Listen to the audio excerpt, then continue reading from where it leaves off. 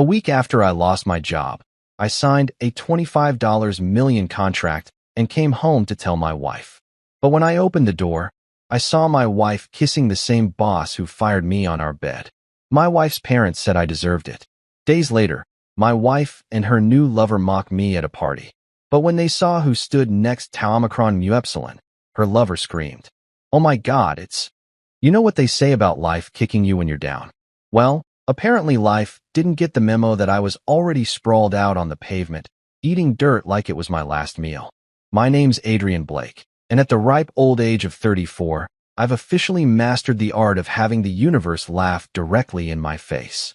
Picture this. Exactly 7 days ago, I was sitting in Charles Mercer's corner office at Harrison Tech, watching this smug bastard fire me like I was some intern who'd been caught stealing Post-it notes.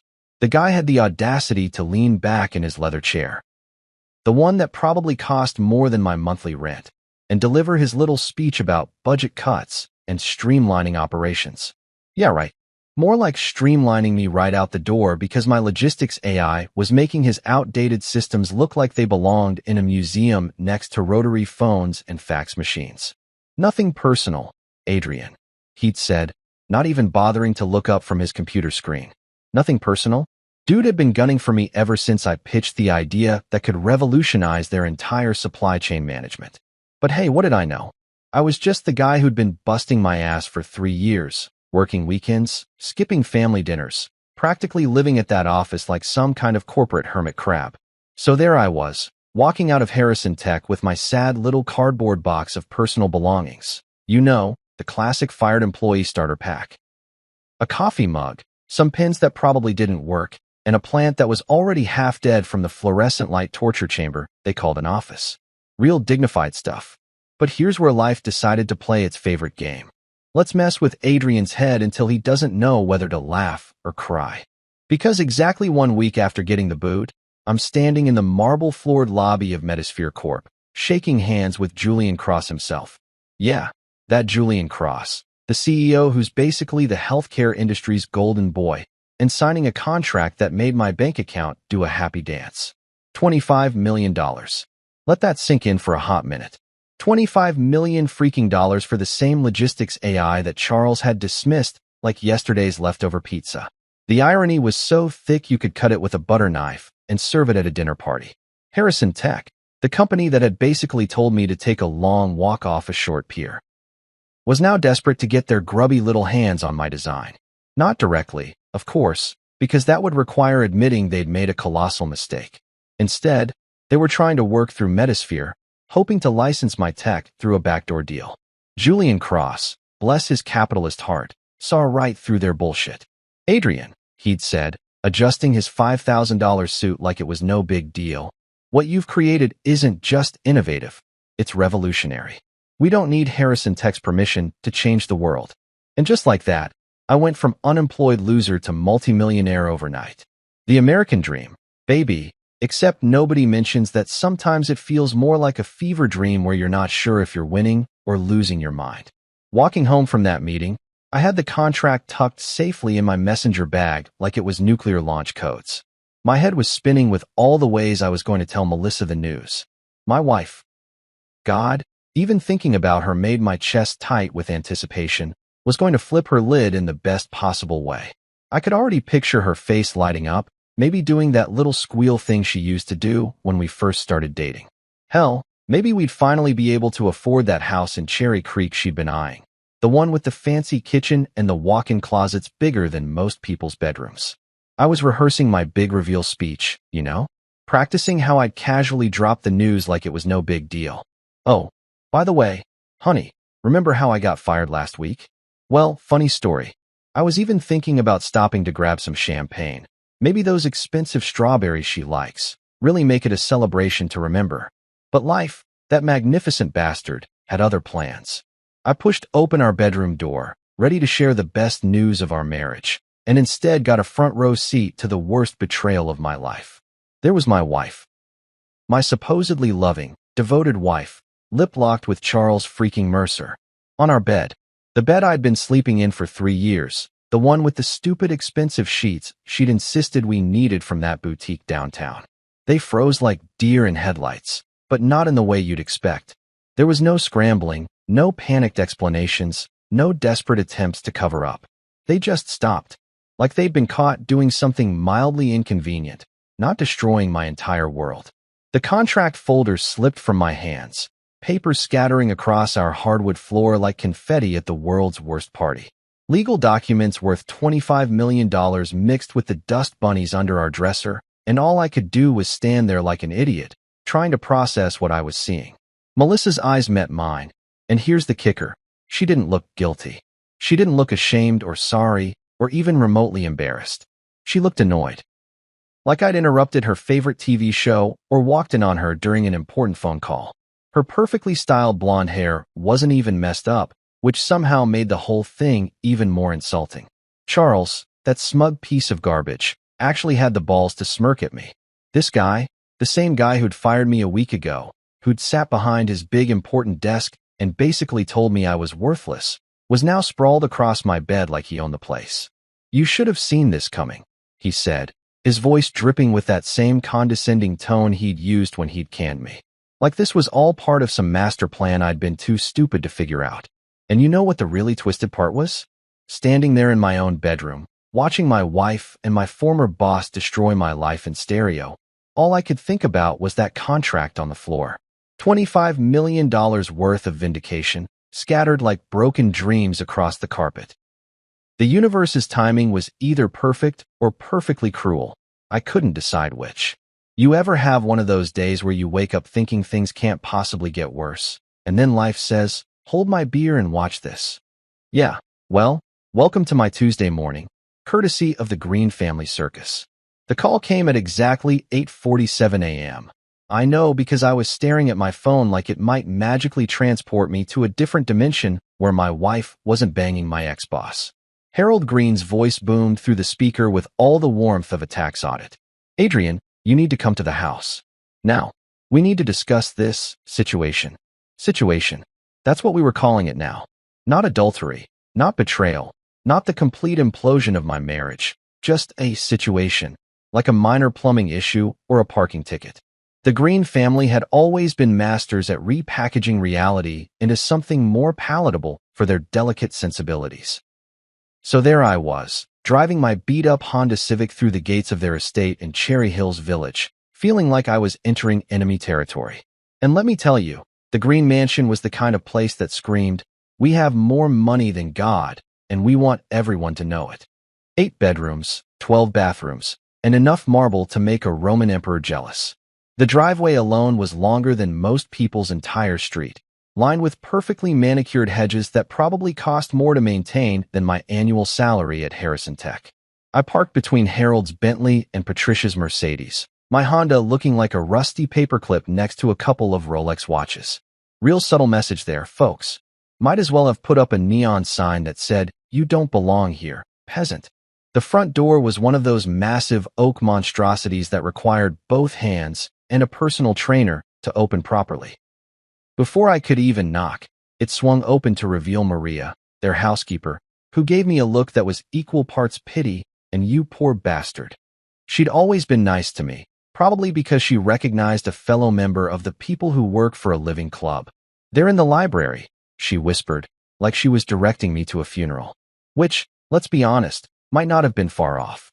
The library, of course, because nothing says, "We're about to destroy your life," like doing it surrounded by leather-bound books that nobody's actually read. Harold Green collected first editions the way some people collect baseball cards, except his hobby came with a lot more pretension and a lot less fun. I found them exactly where you'd expect. Harold nursing a tumbler of bourbon at 10 in the morning like some kind of Southern gentleman cosplayer, and Patricia clicking her pearl necklace like worry beads. She was wearing one of those outfits that screamed, "I shop at stores that don't have price tags," all cream-colored fabrics and shoes that probably cost more than most people's rent. "Adrian," Harold said without getting up, gesturing to a chair across from them like I was applying for a job. "Sit. Not please sit, or have a seat, just sit." Like I was a dog who'd learned a new trick. "Real classy, Harold. Your country club etiquette lessons really paid off." I stayed standing, mostly because I knew it would annoy them, but also because sitting felt too much like surrendering.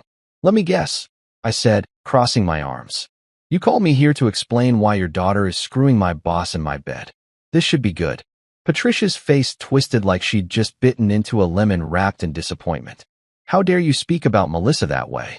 She's our daughter, and she deserves better than what you've given her. Better than what I've given her. I laughed, and it came out sharper than I intended. You mean like love, respect, and 3 years of my life? Or are we talking about the $25 million contract I just signed? Because I'm pretty sure that counts as giving her something. Harold's bourbon glass paused halfway to his lips. What contract? Oh, that was rich. They didn't even know about Metasphere yet. Melissa hadn't bothered to mention that little detail during her family briefing. Probably too busy planning her next romantic rendezvous with Charles to fill in the parentals on my sudden career resurrection. The one that makes me worth more than Charles Mercer's entire annual salary, I said, watching their faces like I was studying a master class in shock and confusion. Funny how timing works, isn't it? But Patricia, bless her cold, calculating heart, recovered faster than a politician during a scandal. She waved her manicured hand like she was swatting away an annoying fly. Money doesn't make you a man, Adrian. You were never good enough for Melissa. Charles is a real man, a provider. He has breeding, class, a future. Breeding. She actually said breeding, like we were talking about racehorses instead of human beings. I'd always known Patricia was a snob, but hearing her talk about her son-in-law like I was some kind of genetic mistake really drove the point home. A provider? I shot back. The guy who fired me last week because he was threatened by my success? That's your idea of a provider? A man who steals other people's wives because he can't get his own life together? Harold slammed his glass down hard enough to make the bourbon slosh. You watch your tone, boy. You're in our house. Boy, I was 34 years old, had just signed a multi-million-dollar contract, and this fossil was calling me boy. The disrespect was so thick you could spread it on toast and serve it at their next charity luncheon. You're right, I said, my voice getting colder by the second. I am in your house. The house where you raised a daughter who thinks marriage vows are more like suggestions. The house where you taught her that loyalty is optional and integrity is for poor people. That's when I heard the clicking of heels on marble, and Melissa appeared in the doorway like she was making a grand entrance at a debutante ball. But she wasn't alone. Oh no, that would have been too simple. Charles was right behind her, his hand resting on the small of her back like he owned her. The sight of them together hit me like a punch to the gut all over again. Melissa was wearing a dress I'd never seen before. Something expensive and clingy that screamed, I'm celebrating my freedom from my loser husband. Her hair was perfect, her makeup flawless, and she was smiling like she'd just won the lottery. Charles looked equally smug, dressed in one of those casual but expensive outfits that probably cost more than my car. His hand on Melissa's back wasn't just possessive, it was a declaration of war. A visual middle finger aimed directly at me. Adrian, Melissa said, her voice dripping with fake sweetness. I didn't expect to see you here. Yeah, well, your parents thought we should have a little chat about your recent career change. Her eyes narrowed, and for a split second, I saw a flash of the real Melissa, the one who'd been planning this betrayal long before yesterday. My what? Your new job is Charles's side piece. Although I guess it's more of a promotion now, since you've graduated from wife to mistress to, what exactly? Trophy girlfriend. The room went dead silent. Patricia gasped like I'd just committed murder in church. Harold's face turned a shade of red that probably wasn't medically advisable. But Charles? Charles just smiled wider. Congratulations, Adrian, he said, his voice smooth as snake oil. You finally figured it out. Only took you 3 years. And that's when I realized the truth that hurt worse than anything else. They'd all been in on it. Every single one of them. This wasn't some spontaneous affair or moment of weakness. This was a coordinated campaign to humiliate me, and I'd been too stupid to see it coming. I looked around that library, at all those expensive books and antique furniture and family portraits of people who'd never worked a day in their lives, and I made myself a promise. I wasn't going to let them win. Not today, not ever. You know what? I said, heading for the door. You all deserve each other. That night, I packed a bag and left for a shabby rental on the edge of Denver. The place had peeling wallpaper and a kitchen that belonged in a horror movie, but it was mine. And as I stared at those cracked walls, I swore to myself, I would not let them win. You know what's funny about rock bottom? It's got great acoustics. Every single sound echoes back at you with crystal clear precision, including the voice in your head screaming, "What the hell are you going to do now, genius?" I'd been wallowing in my crappy rental apartment for exactly 48 hours, surviving on a steady diet of takeout Chinese food and self-pity, when my phone buzzed. The caller ID made me do a double take, Sophia Daniels. Now, there was a name I hadn't seen in a while, and honestly, probably the only person on planet Earth I actually wanted to talk to right now. Sophia and I went way back, college buddies who'd bonded over late-night coding sessions, and a mutual hatred of pretentious computer science professors who thought they were God's gift to Silicon Valley. She was one of those rare people who could debug code and demolish your ego with equal efficiency, all while making you laugh until your sides hurt. If there was anyone who could handle the absolute dumpster fire my life had become, it was Sophia. "Adrian Blake," she said the moment I picked up, "you sound like hot garbage warmed over. Please tell me you're not sitting in your underwear eating cereal for dinner." "Close," I admitted, looking down at my pajama pants and the container of lo mein that had become my best friend. "It's Chinese food, and I'm wearing pants." "Barely. Jesus Christ, you really are a mess." I could practically hear her rolling her eyes through the phone. "Get dressed. I'm coming over, and we're going to figure this shit out like adults." "Sophia, I don't really feel like." Did I stutter? I said get dressed. "And for the love of all that's holy, please tell me you've showered in the last 24 hours. The truth was, I hadn't. But Sophia had this way of making you want to be better, even when you felt like absolute garbage. By the time she knocked on my door an hour later, I'd managed to locate a clean shirt and run a comb through my hair, which was basically the equivalent of climbing Mount Everest in my current state. She walked in carrying 2 cups of coffee from that fancy place downtown and took one look around my temporary disaster zone. "Well," she said, stepping over a pile of dirty laundry, "I've seen worse. Remember junior year when Tommy Morrison had that nervous breakdown during finals? His place looked like a bomb went off in a pizza factory. Thanks for the pep talk," I muttered, accepting the coffee like it was liquid salvation. Sophia plopped down on my secondhand couch, which groaned in protest, and fixed me with that look she used to give our professors when they said something particularly stupid. "Okay, spill it. And I want the whole story, not the sanitized version you probably told your mom." So I told her everything. The firing, the contract, walking in on Melissa and Charles, the humiliation parade at the Green family mansion, all of it. Sophia listened without interrupting, which was unusual for her, occasionally raising an eyebrow or making those little sounds that meant she was filing away information for later use. When I finished, she leaned back and crossed her arms, a gesture I remembered from college that usually preceded her saying something that would either change your life or destroy your self-esteem. Sometimes both. "You know what your problem is, Adrian," she said, taking a sip of her coffee like she was about to deliver the wisdom of the ages. "You're acting like a victim when you should be acting like a predator. What the hell is that supposed to mean? It means they've underestimated you, and that's their first mistake." Her eyes lit up with that dangerous gleam I remembered from when she'd figured out how to hack the campus vending machines. These people, Melissa, Charles, her stuck-up parents, they all think you're some pathetic loser who's going to crawl into a hole and disappear. They have no idea what you're actually capable of. Capable of what?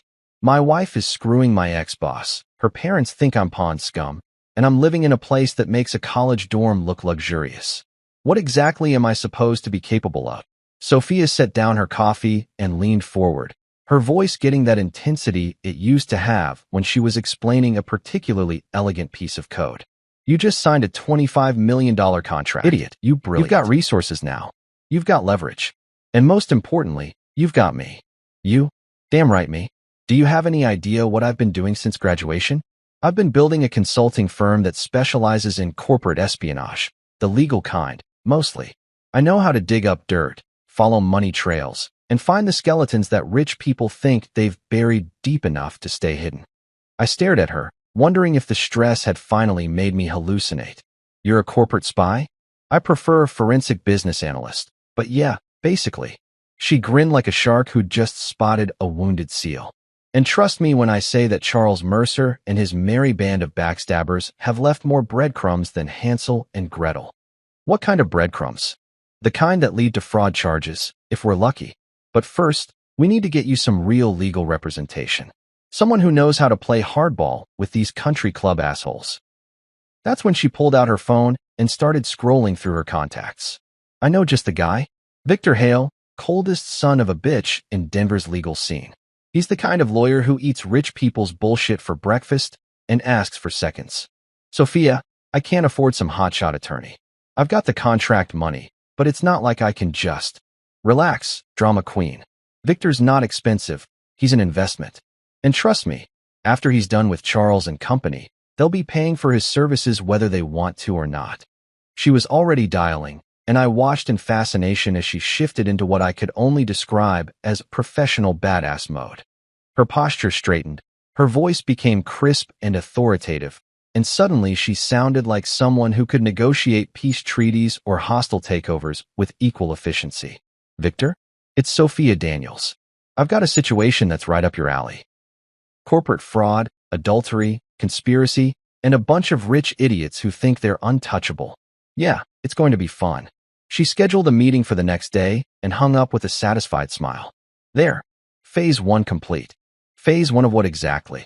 Phase 1 of making sure Charles Mercer and your cheating wife regret the day they decided to screw with Adrian Blake.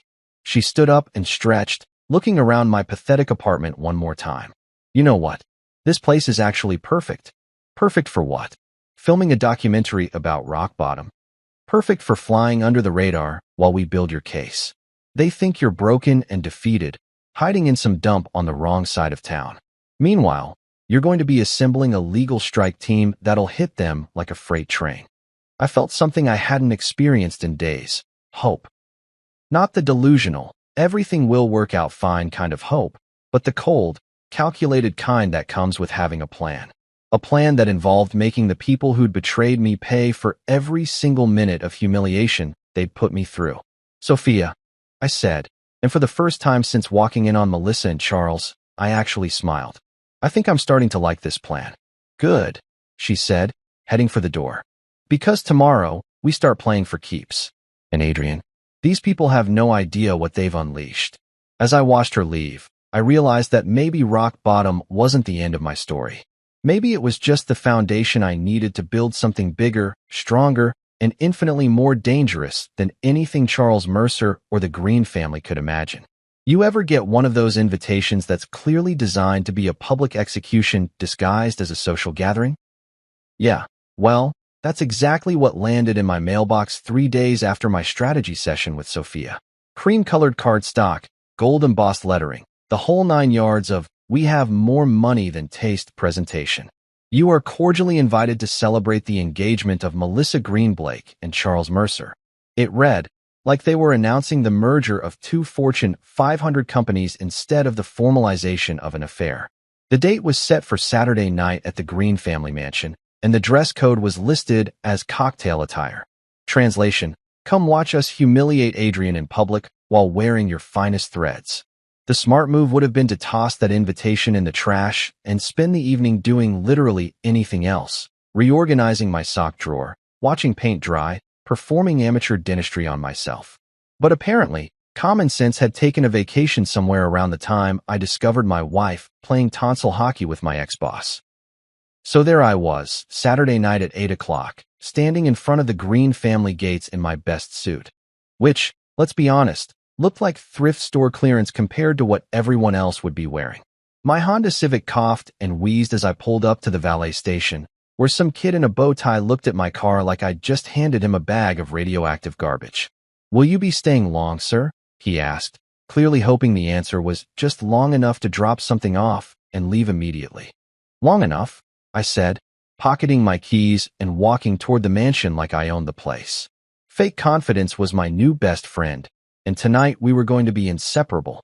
The front lawn had been transformed into something that looked like a movie set for rich people having fun, the motion picture. String lights hung from every tree. Ice sculptures that probably cost more than my monthly rent dotted the landscape, and servers in crisp white uniforms circulated with champagne that I'm pretty sure cost more per bottle than most people's car payments. I walked through the front door and immediately felt like I'd stepped into the lion's den wearing a meat suit. The main foyer was packed with Denver's elite: doctors, lawyers, business owners, and other assorted members of the I Wipe My Ass with $100 Bills Club. They were all laughing and chatting and pretending to care about each other's kids' college applications, but I could feel their eyes on me the moment I walked in. The whispers started almost immediately. I caught fragments of conversation as I made my way through the crowd. "Isn't that the husband? Poor bastard actually showed up. I heard he got fired. Melissa really upgraded. Yeah, real classy bunch." These people had turned gossip into an art form, and tonight I was their featured exhibition. I grabbed a glass of champagne from a passing server. Might as well drink their expensive booze while they talked shit about me, and positioned myself near the back of the room where I could watch the show without being the main attraction. The champagne tasted like liquid gold, which made sense since it probably cost about the same. That's when I spotted them. Melissa was holding court near the marble fireplace, wearing a dress that screamed, "I'm available and expensive." It was some kind of emerald green number that probably cost more than my car, and she was absolutely glowing with the kind of happiness that comes from publicly humiliating your soon-to-be ex-husband. Around her neck was a diamond necklace that caught the light every time she moved, sending little sparkles across the room like a disco ball made of pure arrogance.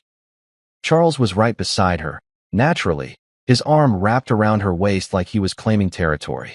He was wearing one of those tuxedos that probably required a team of Italian tailors and a small loan to acquire, and he had that smug expression that made me want to introduce his face to my fist on a very personal level. The crowd around them was eating it up. These people loved a good scandal almost as much as they loved pretending to be morally superior to everyone else. Melissa was basking in the attention like a cat in a sunbeam, occasionally glancing around the room to make sure everyone was watching her grand performance. That's when she spotted me.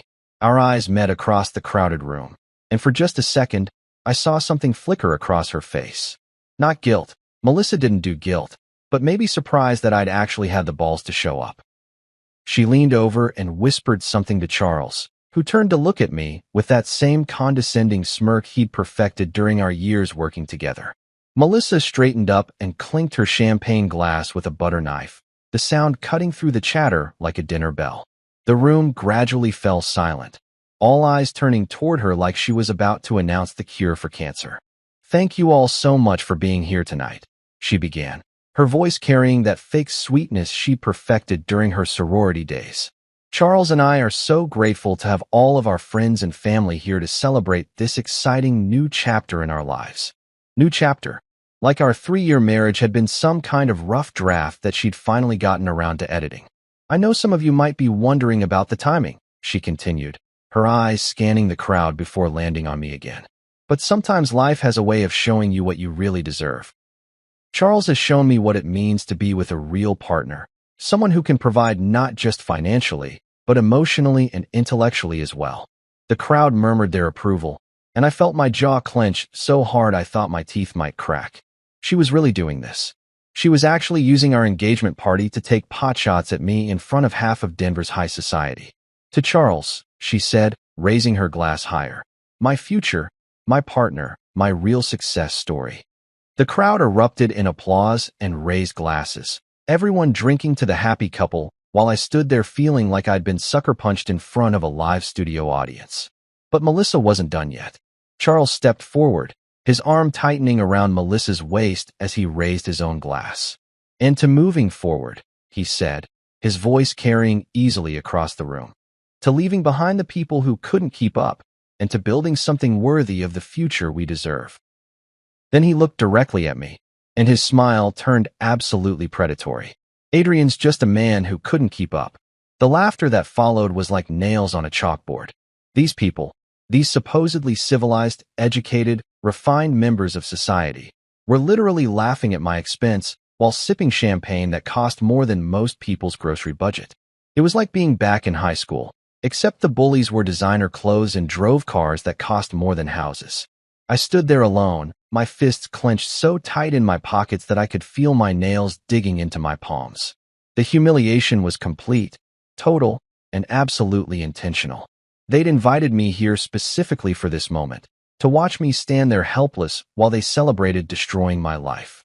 That's when I felt someone step up beside me, close enough that I could sense their presence without looking over. The entire room seemed to shift, like the air pressure had suddenly changed. The laughter died away, replaced by a silence so complete you could have heard a pin drop on the marble floor. I turned slightly and saw a figure I recognized, but couldn't quite believe was really there. The crowd's reaction confirmed it. People were staring, some with their mouths literally hanging open, others frantically whispering to their companions. Charles's face had gone from smug satisfaction to absolute horror in the span of about 3 seconds. His champagne glass was trembling in his hand, and when he tried to speak, his voice came out as a strangled croak. "Oh my God," he managed to stammer, his eyes wide with something that looked suspiciously like panic. "It's him. You know that moment in movies when the cavalry shows up just when the hero's about to get massacred? Yeah, well, apparently that shit actually happens in real life. And let me tell you, it's even more satisfying than Hollywood makes it look." The man standing beside me was Julian Cross, and if you don't know that name, you've either been living under a rock or you don't pay attention to the healthcare industry. This guy was basically the Steve Jobs of medical technology, except instead of making overpriced phones, he'd built an empire that revolutionized how hospitals manage everything from patient care to supply chains. Forbes had him on their cover last year with the headline, "The Man Who Fixed Healthcare," and seeing him in person, I could understand why. Julian was one of those people who commanded attention just by existing. He wasn't particularly tall or imposing, but he had this presence that made everyone else in the room feel like background characters in his story. His suit probably cost more than most people's cars, but he wore it like it was just another Tuesday uniform. Everything about him screamed, "I have more money than small countries and the power to back it up." But here's the thing that made the whole situation absolutely perfect. Julian Cross was supposed to be in Singapore this week, closing some mega deal that had been splashed across every business publication for the past month.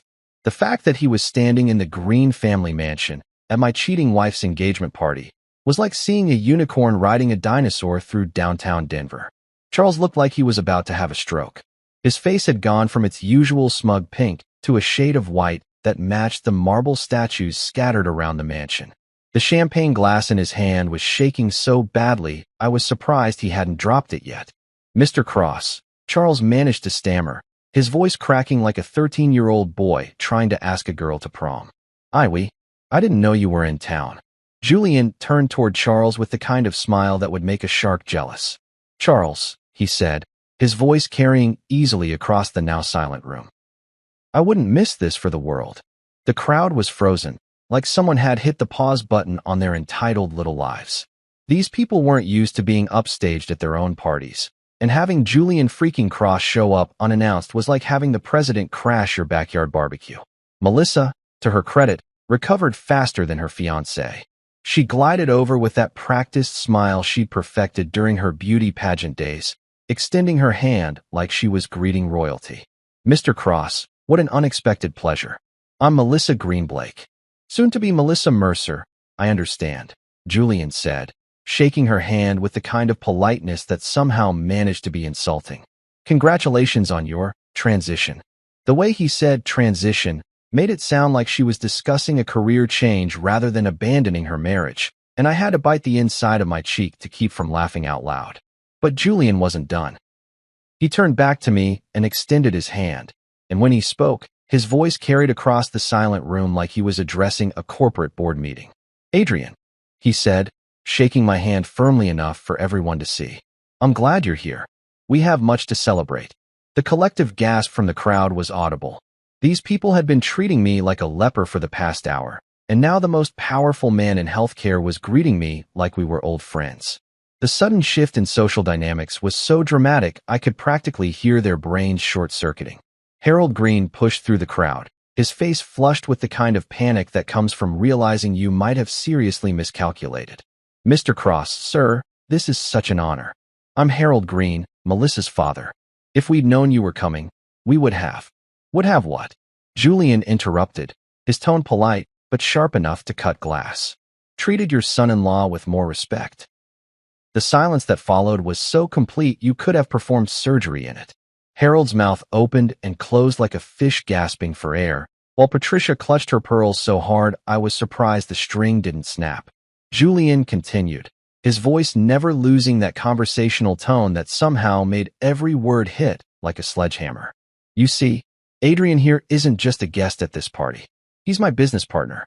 The contract we signed last week, the one worth $25 million, that's just the beginning. $25 million.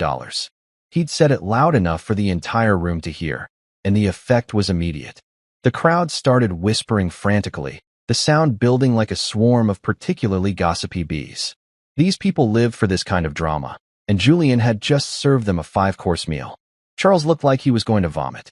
His face had gone from white to green, and he was swaying slightly like someone had hit him with a baseball bat. $25 million, he managed to croak. Initial investment, Julian confirmed with the casual tone of someone discussing the weather. Adrian's logistics AI will revolutionize healthcare supply chain management across North America. We're projecting a market impact in the billions. Billions. With AB, the crowd was eating this up, their attention shifting from Charles and Melissa to me like I'd suddenly become the most interesting person in the room. Which, let's be honest, I had. Melissa's smile was starting to crack around the edges. She'd gone from glowing bride-to-be to deer in headlights faster than her father's Bentley could go from 0 to 60. Adrian never mentioned any contract, she said, her voice tight with forced cheer. Probably because he's modest, Julian replied, and I swear I saw him wink at me. Unlike some people, Adrian doesn't feel the need to announce his success to everyone within earshot. The dig at Charles was so obvious it might as well have come with neon signs, and the crowd definitely caught it. A few people were actually smirking now, the social tide turning faster than a politician's campaign promises. Patricia Green, who'd been standing frozen like a statue for the past 5 minutes, suddenly found her voice. Mr. Cross, surely there's been some mistake. Adrian was just fired from Harrison Tech. He's living in some terrible apartment. By choice, Julian cut her off smoothly. Sometimes the most successful people prefer to fly under the radar while they're building empires. Adrian's apartment is temporary. His success, however, is permanent. That's when Charles finally found his voice again, though it came out as more of a whimper than the commanding tone he'd been using earlier. But the Harrison Tech contract, we were supposed to license his technology through our partnership with. Were you? Julian's eyebrows rose in mock surprise. How interesting, because last I checked, Adrian owns that technology outright. Any licensing deals would have to go through him directly. The implications hit Charles like a freight train. His mouth fell open as he realized that not only had he lost Adrian's technology when he fired him, but now his former employee was working directly with the one company Harrison Tech had been desperately trying to partner with. In fact, Julian continued, clearly enjoying himself now. Adrian and I were just discussing the possibility of expanding our partnership. We're always looking for innovative companies to work with, though we're quite selective. About our partner's character and business practices. The threat was subtle but unmistakable. Julian Cross could make or break companies with a phone call, and he just basically announced that Harrison Tech was on his shit list. The crowd was in full whisper mode now, the sound building like a gathering storm. These people could smell blood in the water, and the sharks were starting to circle. Charles and Melissa had gone from the evening's golden couple to social pariahs in the span of about 10 minutes. Julian checked his watch, probably a Rolex that cost more than most people's houses, and turned back to me. Adrian, shall we discuss those expansion plans? I believe we have an early morning meeting scheduled. Of course, I said, finding my voice for the first time since he'd arrived. Lead the way. As we walked toward the exit, Julian's voice carried back to the stunned crowd one final time. Enjoy the rest of your evening, everyone. I'm sure it will be memorable. The last thing I saw before we left was Charles standing frozen in the middle of the room, still holding his champagne glass, looking like a man who'd just watched his entire world collapse in real time. You know what they say about revenge being a dish best served cold? Well, apparently nobody told Sophia Daniels that, because the woman was serving it up piping hot with a side of, let's destroy these bastards completely. It was Monday morning, exactly 48 hours after Julian Cross had basically nuked Charles and Melissa's engagement party from orbit, and I was sitting in Victor Hale's law office feeling like I'd been cast in some kind of legal thriller where I was simultaneously the victim and the guy plotting the takedown. Victor's office was exactly what you'd expect from Denver's most ruthless corporate attorney. Floor-to-ceiling windows overlooking the city, leather furniture that probably cost more than my Honda, and law books arranged with the kind of precision that suggested he actually read them instead of just using them for decoration. The man himself looked like he'd been designed in a laboratory specifically for intimidating opposing counsel. Sharp suit, sharper eyes, and the kind of smile that made you want to check your wallet afterward. "Adrian," he said, settling behind his massive desk like a general preparing for war. "Sophia's filled me in on the basics, but I need details. Every dirty little secret, every questionable business decision, every time Charles Mercer so much as jaywalked. We're going to turn these people inside out." That's when Sophia pulled out her laptop and cracked her knuckles like a pianist preparing for Carnegie Hall. "Oh, Victor," she said with that predatory grin I remembered from our college days. "You're going to love this." For the next 3 hours, I watched Sophia work her magic, and let me tell you, the woman was an artist. She'd been digging into Charles and Melissa's business dealings for the past week, and what she'd uncovered was like finding out your favorite restaurant has been serving roadkill and calling it prime rib. "Let's start with the obvious stuff," Sophia said, pulling up bank statements on her screen.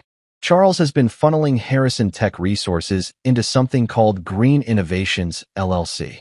Want to guess who the primary shareholder is?" I didn't need to guess. The sick feeling in my stomach told me everything I needed to know. "Melissa," Victor said, leaning forward with the kind of interest a shark shows when it smells blood. "Bingo. But here's where it gets really interesting." Sophia's fingers flew across the keyboard, pulling up incorporation documents that looked official enough to fool most people. Green Innovations was supposedly created to develop cutting-edge logistics software. Sound familiar? It sounded familiar because it was my fucking software.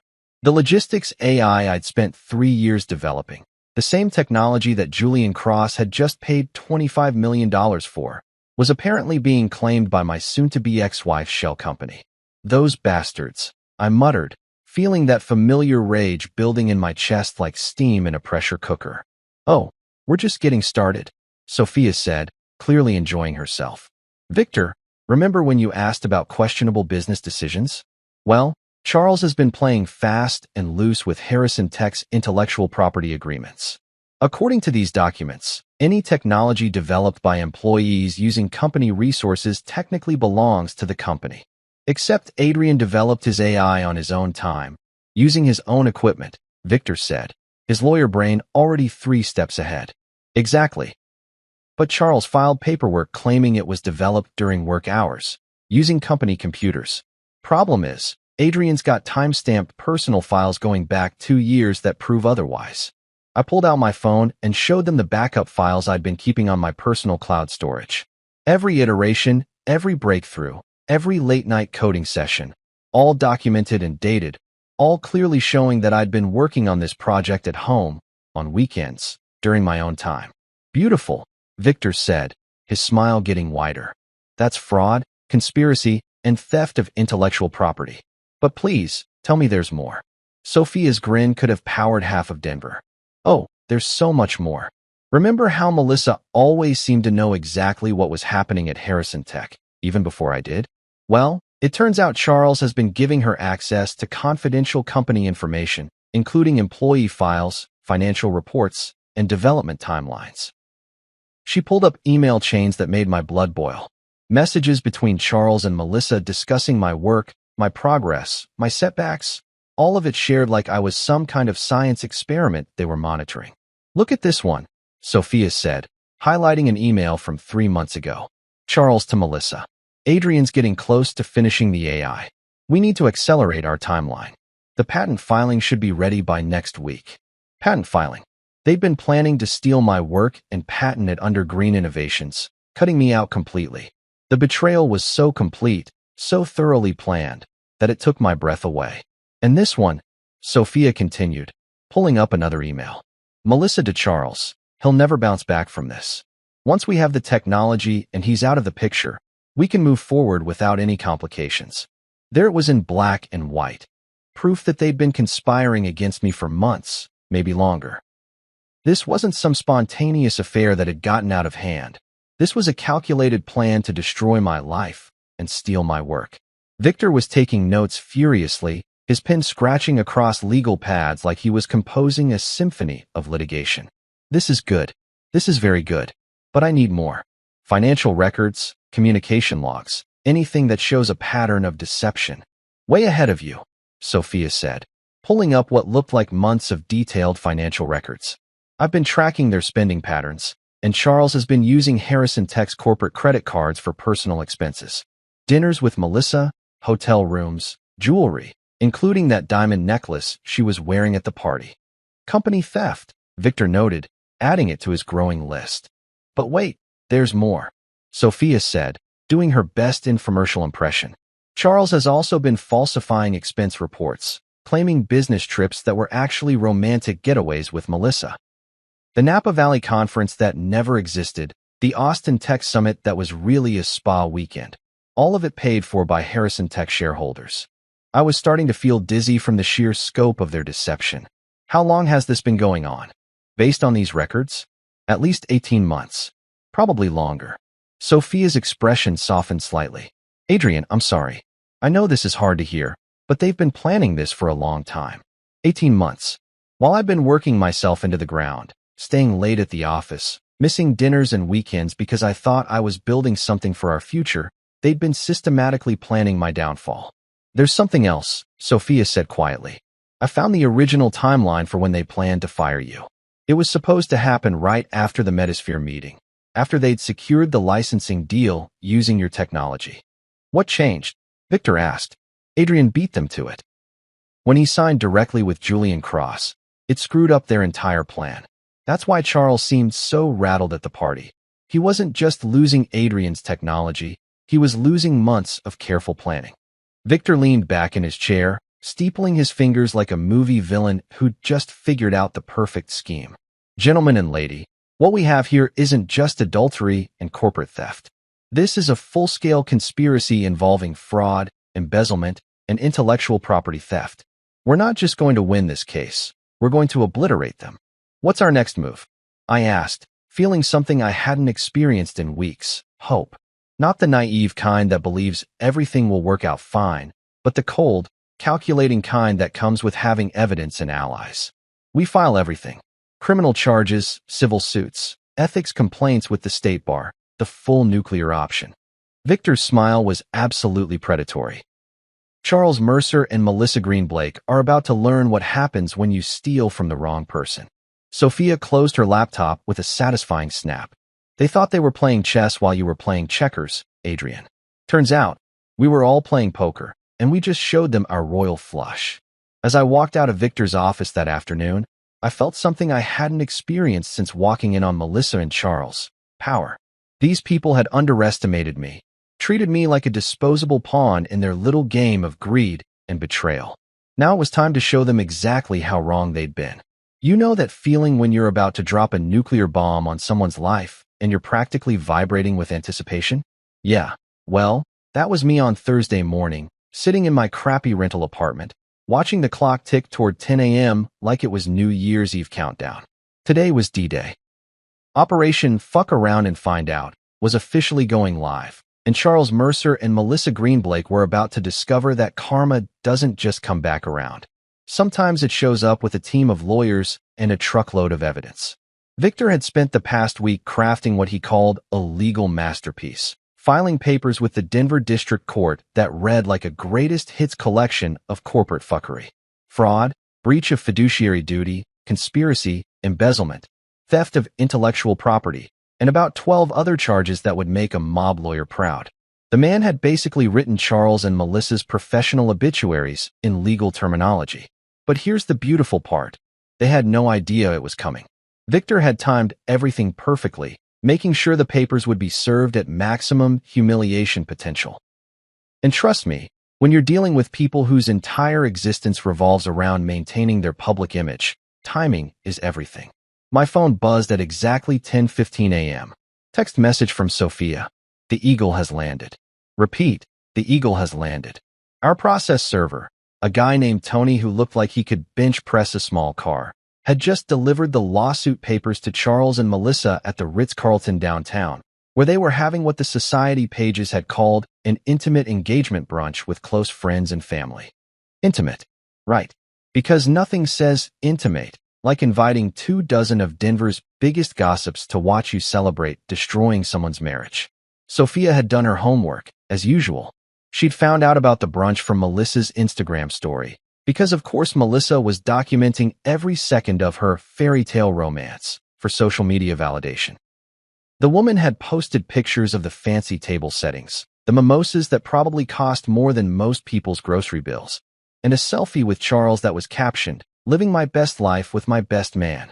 Yeah, well, your best life was about to get a reality check served with a side of federal charges. My phone rang 20 minutes later. Victor's voice was practically purring with satisfaction. "Adrian, I have to say, 30 years of practicing law, and I've never heard screaming quite like that." Screaming? Oh yes. Apparently Patricia Green's reaction to seeing the lawsuit papers was audible. From the lobby, 3 floors down. I couldn't help but laugh. Patricia Green, the woman who treated volume control like a personal weakness, had finally found something worth shrieking about that wasn't the hired help using the wrong crystal glasses. What about Charles and Melissa? According to Tony, Charles went white as a sheet and started hyperventilating. Melissa threw her mimosa at the process server, missed him completely, and hit Harold instead. The mental image of Harold Green dripping with expensive champagne and orange juice while his daughter had a public meltdown was so satisfying I almost felt guilty about enjoying it. Almost. The best part, Victor continued, is that about half of Denver's social elite witnessed the whole thing. Tony said the place went dead silent, then erupted in whispers. I'm betting the story's already making the rounds at every country club in the city. That was the thing about rich people. They loved drama almost as much as they loved money, especially when it involved watching someone else's carefully constructed life implode in spectacular fashion. By dinner time, every socialite in Denver would know that Charles Mercer and Melissa Greenblake were facing serious federal charges. How long before they call? I asked. Oh, Charles has already tried. 3 times. My secretary told him I was in court all day. Victor's laugh was pure evil genius. Let them sweat. Desperation makes people stupid, and stupid people make mistakes. The next call came from Sophia an hour later. Adrian, you need to see this. Melissa's having a complete meltdown on social media. I pulled up her Instagram account, and holy shit, it was like watching a train derail in real time. The woman who usually posted carefully curated images of her perfect life was now firing off story after story of barely coherent rage. This is harassment, one story read, posted over a picture of what looked like legal documents scattered across a restaurant table.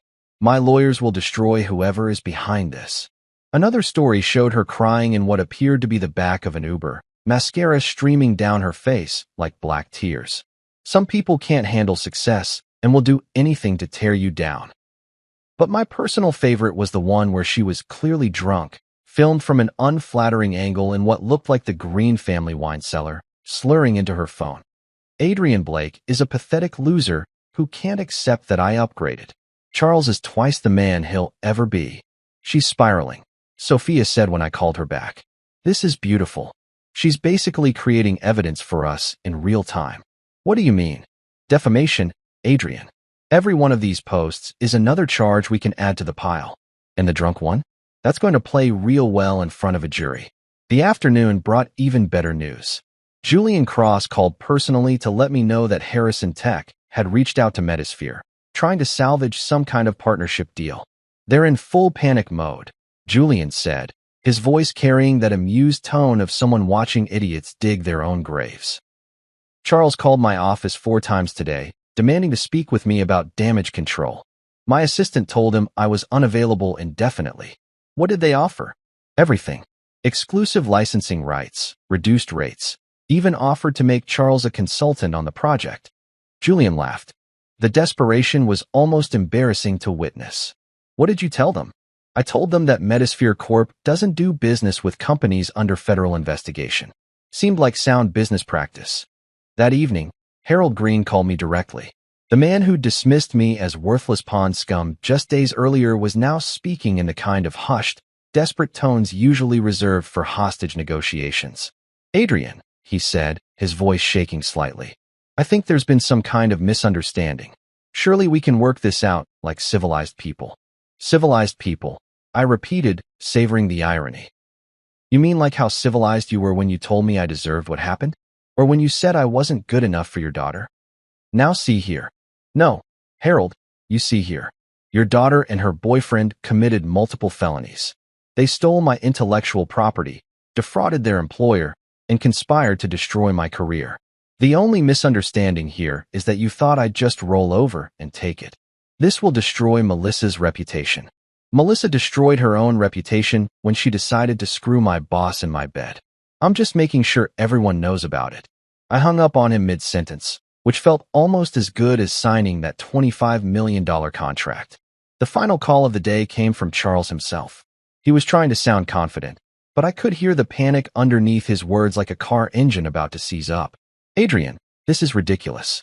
We both know this is just about your hurt feelings over Melissa. Drop the lawsuit, and we can discuss a reasonable settlement. Settlement. I laughed so hard I almost choked. Charles, you're facing 5 to 10 years in federal prison. What exactly do you think you have to negotiate with? You're bluffing. You don't have any real evidence. Bank records, email chains, falsified expense reports, stolen intellectual property documentation, and about 3 dozen witnesses to your various crimes. But sure, I'm totally bluffing. The silence on the other end was so complete, I thought he'd hung up. Charles, you still there, buddy? This isn't over, he finally managed, his voice cracking like a 13-year-old trying to sound tough. You're absolutely right, I said. It's not over. It's just getting started. As I hung up and looked around my shitty little apartment, I realized something had fundamentally changed. I wasn't the victim anymore. I was the guy with the evidence, the allies, and the $25 million contract. And tomorrow, the real fun would begin. You know that moment in every courtroom drama where the music swells and justice gets served with a side of dramatic irony?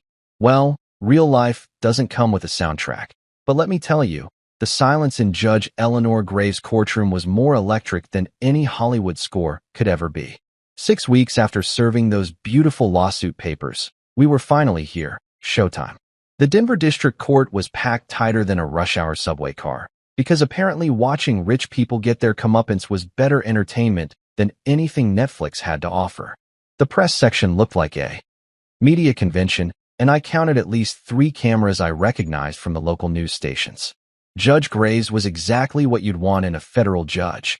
Sharp as a razor, zero tolerance for bullshit, and the kind of stare that could make a seasoned criminal confess to crimes they didn't even commit. She'd been on the bench for 20 years, and rumor had it she'd never met a white-collar criminal she couldn't see through like cheap plastic wrap. Charles and Melissa sat at the defendant's table looking like they'd dressed for their own funeral.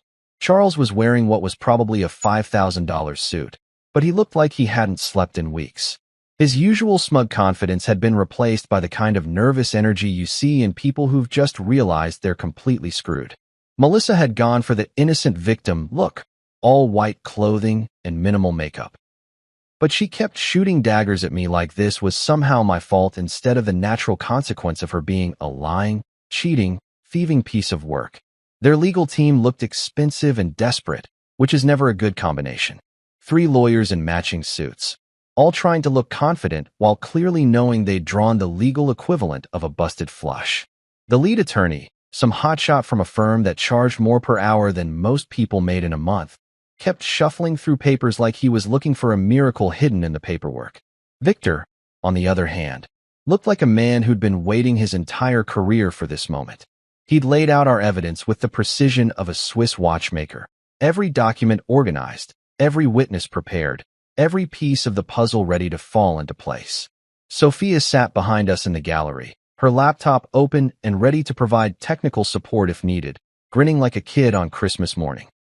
Your Honor, Victor began, standing with the kind of confidence that comes from having an airtight case. What we have before us today isn't just a simple case of corporate fraud.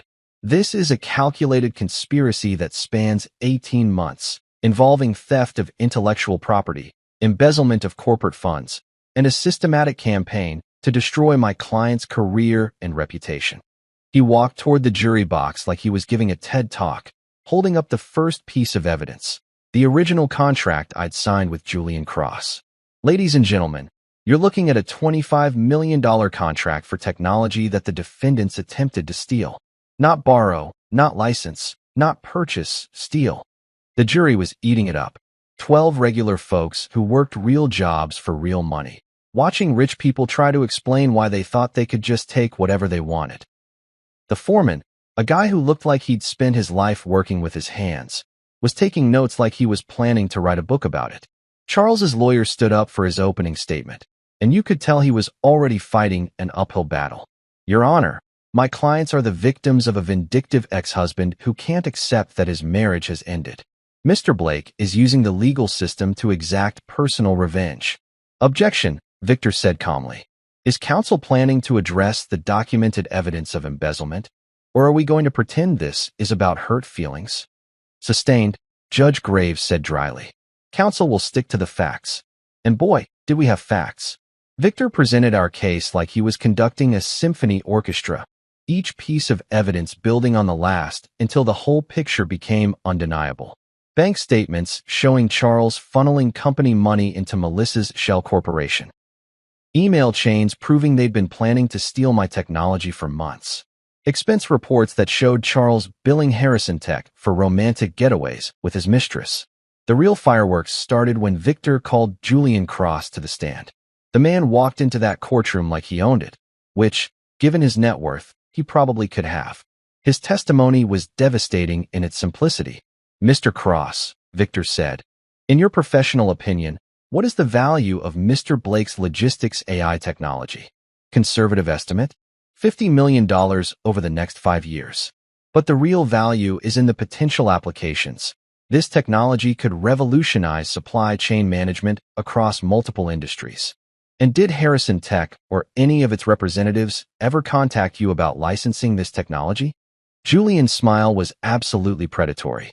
Multiple times. In fact, Mr. Mercer called my office 17 times in the 2 weeks following our contract signing with Mr. Blake. He seemed quite desperate. Charles actually flinched when Julian said that, and I saw one of the jurors write something down with particular emphasis. But the real show started when Melissa took the stand. She'd clearly been coached by her lawyers to appear remorseful and sympathetic, but Melissa had never been good at hiding her true nature for very long. Victor started with softball questions, letting her tell her side of the story.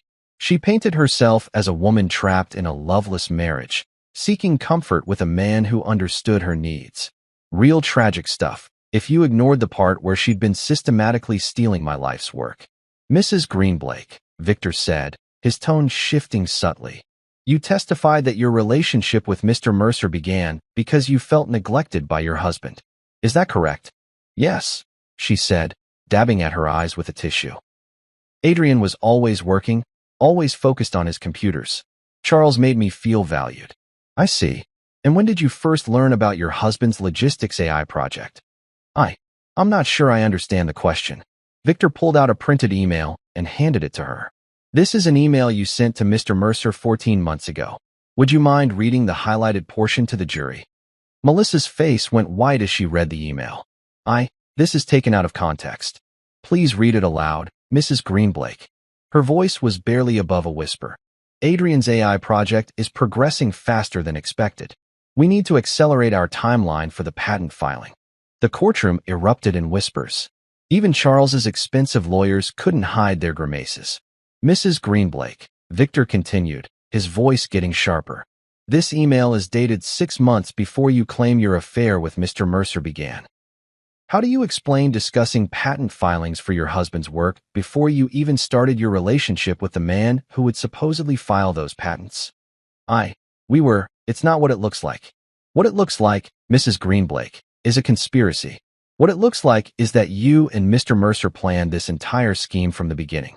What it looks like is that your marriage was nothing more than industrial espionage disguised as a relationship. Melissa completely lost it.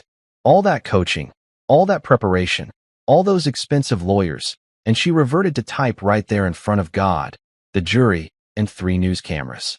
You don't understand, she screamed, jumping up from the witness chair. Adrian was nothing. He was a nobody working in a cubicle, going nowhere. Charles offered me a real future, Real success. I deserved better than some loser who couldn't even afford to take me to decent restaurants. The silence that followed was absolute. Even the court reporter had stopped typing, staring at Melissa like she'd just confessed to murder on live television. Judge Graves banged her gavel once, the sound echoing through the courtroom like a gunshot. "Mrs. Greenblake, you will sit down and compose yourself, or you will be held in contempt." But the damage was done. Melissa had just admitted, in front of a jury and multiple cameras, that she'd married me under false pretenses and conspired with Charles to steal my work because she thought I wasn't good enough for her. Victor turned to the jury with a look of satisfied vindication. "Ladies and gentlemen, I don't think I need to add anything to that testimony." When they played the audio recording that Sophia had somehow obtained, Melissa and Charles at some cafe, laughing about how they'd crushed me and how I'd never bounce back, I watched the jury's faces turn to stone. The defense tried to recover, but you can't unring a bell, and Melissa had just rung the Liberty Bell at full volume. Charles took the stand and tried to paint himself as a businessman making tough decisions. But after his accomplice had basically confessed to conspiracy on camera, his testimony sounded like a man trying to explain why water isn't wet. As closing arguments wrapped up, I looked around that courtroom and realized something fundamental had changed. I wasn't the broken, humiliated husband anymore. I was the guy who'd fought back, who'd refused to be a victim, who'd turned the tables on people who thought they were untouchable. The jury deliberated for exactly 47 minutes. Not even long enough to order lunch. When they came back, the foreman stood up with the kind of grim satisfaction that meant someone was about to get exactly what they deserved. "In the matter of Blake versus Mercer and Greenblake," he said, his voice carrying clearly through the silent courtroom, "we find for the plaintiff on all counts." You know that moment when the universe finally decides to balance the scales, and you get to watch karma deliver a beatdown so epic it should come with its own highlight reel? Yeah. Well, that was me sitting in Judge Graves' courtroom, watching 47 minutes of jury deliberation turn into the most satisfying "I told you so" moment of my entire life. The foreman was still standing, holding that verdict sheet like it contained the meaning of life itself, and the silence in the courtroom was so complete you could have heard a pin drop in the parking lot. Charles looked like he was about to throw up. Melissa was gripping the defendant's table so hard her knuckles had gone white, and even their expensive legal team was staring at the floor like they were contemplating career changes. Judge Graves adjusted her reading glasses with the kind of deliberate precision that meant she was about to deliver some serious judicial justice. "Will the defendants please rise for sentencing?" Charles and Melissa stood up like they were walking to their own execution, which, in a way, they were. Their lawyer tried to whisper something to them, but Judge Graves shut that down with a look that could have frozen hell over. "Mr. Mercer," she began, her voice carrying the weight of 20 years on the bench, "you have been found guilty of conspiracy to commit fraud, embezzlement of corporate funds, theft of intellectual property, and breach of fiduciary duty. These are serious crimes that strike at the heart of business ethics and personal integrity." She paused, letting that sink in while Charles swayed slightly like he might pass out. "You held a position of trust and responsibility, and you used that position to systematically defraud your employer and destroy an employee's career for personal gain. This court sentences you to 5 years in federal prison, followed by 3 years of supervised probation." 5 years. The number hit Charles like a physical blow, and I watched his knees buckle slightly. His lawyer grabbed his arm to keep him upright, but you could see the exact moment when the reality of federal prison really sank in. This wasn't some country club minimum security facility. This was real time in a real prison with real consequences. Furthermore, Judge Graves continued, "You are ordered to pay restitution in the amount of $250,000 to Harrison Tech for the misappropriated funds, and an additional $500,000 in punitive damages to Mr. Blake." The press section erupted in whispers, and I saw at least 3 reporters frantically typing on their phones. $750,000 on top of 5 years in prison. Charles had gone from corporate executive to bankrupt felon in the span of about 30 seconds. But Judge Graves wasn't done. She turned her attention to Melissa, and if looks could kill, my soon-to-be ex-wife would have been a smoking crater in the courtroom floor. "Mrs. Greenblake," she said, her voice getting colder, Your role in this conspiracy is particularly disturbing. You used the intimacy of marriage to spy on your husband, steal his intellectual property, and facilitate its theft by your co-conspirator. You violated the most basic trust that exists between spouses for financial gain. Melissa was crying now, but they weren't the crocodile tears she'd been using during the trial. These were the real thing, the kind of crying that comes from watching your entire life collapse in real time. This court sentences you to 2 years in federal prison, followed by 2 years of supervised probation. You are further ordered to pay restitution in the amount of $500,000 to Mr. Blake for damages related to the theft of intellectual property and emotional distress. 2 years in prison and $500,000. The woman who'd told me I wasn't good enough for her, who'd laughed about crushing me and how I'd never bounce back, was now facing federal prison time and financial ruin. Additionally, Judge Graves continued, both defendants are permanently enjoined from any involvement in technology development or intellectual property licensing. You are barred from working in any capacity that involves proprietary information or trade secrets. That was the real kicker. Charles and Melissa weren't just going to prison. They were being permanently banned from the only industries they knew. Charles's career in tech was over, and Melissa's dreams of building some startup empire with stolen technology had just evaporated like morning mist. But the judge wasn't finished. She turned her attention to Harold and Patricia Green, who'd been sitting in the gallery looking like they'd rather be anywhere else on earth. Mr. and Mrs. Green, she said, her voice cutting through the courtroom like a blade. While you are not criminal defendants in this case, the evidence clearly shows that you enabled and financially supported this conspiracy. You are hereby ordered to pay civil damages in the amount of $100,000 for your role in facilitating these crimes. Harold actually gasped, and Patricia looked like she might faint. $100,000 might not sound like much to people who own mansions and collected first edition books, but it was the public humiliation that really stung. Their name, their precious family reputation, was now permanently associated with federal crimes and conspiracy. The courtroom erupted as Judge Graves banged her gavel and announced that court was adjourned. Reporters swarmed toward the front of the room. Cameras flashed like strobe lights, and the whole place turned into controlled chaos. I watched Charles and Melissa being led away by federal marshals, their hands cuffed behind their backs like common criminals. Charles kept looking back over his shoulder, his eyes wide with panic and disbelief. This was a man who'd probably never faced real consequences for anything in his entire privileged life, and now he was heading to federal prison. Melissa was sobbing so hard she could barely walk, leaning heavily on the marshal like her legs might give out. The woman who'd worn that diamond necklace like a trophy, who'd flaunted her affair in front of half of Denver's elite, was now wearing federal handcuffs and an orange jumpsuit in her immediate future. Victor was practically glowing with satisfaction, shaking hands with Sophia and accepting congratulations from other lawyers who'd come to watch the show. Adrian, he said, turning to me with that predatory smile, I've been practicing law for 30 years, and I've never seen a more complete victory. They didn't just lose, they were annihilated. The press conference afterward was surreal. Standing on the courthouse steps, facing a wall of cameras and microphones, I felt like I was in some kind of alternate reality where the good guy actually wins and justice isn't just a theoretical concept.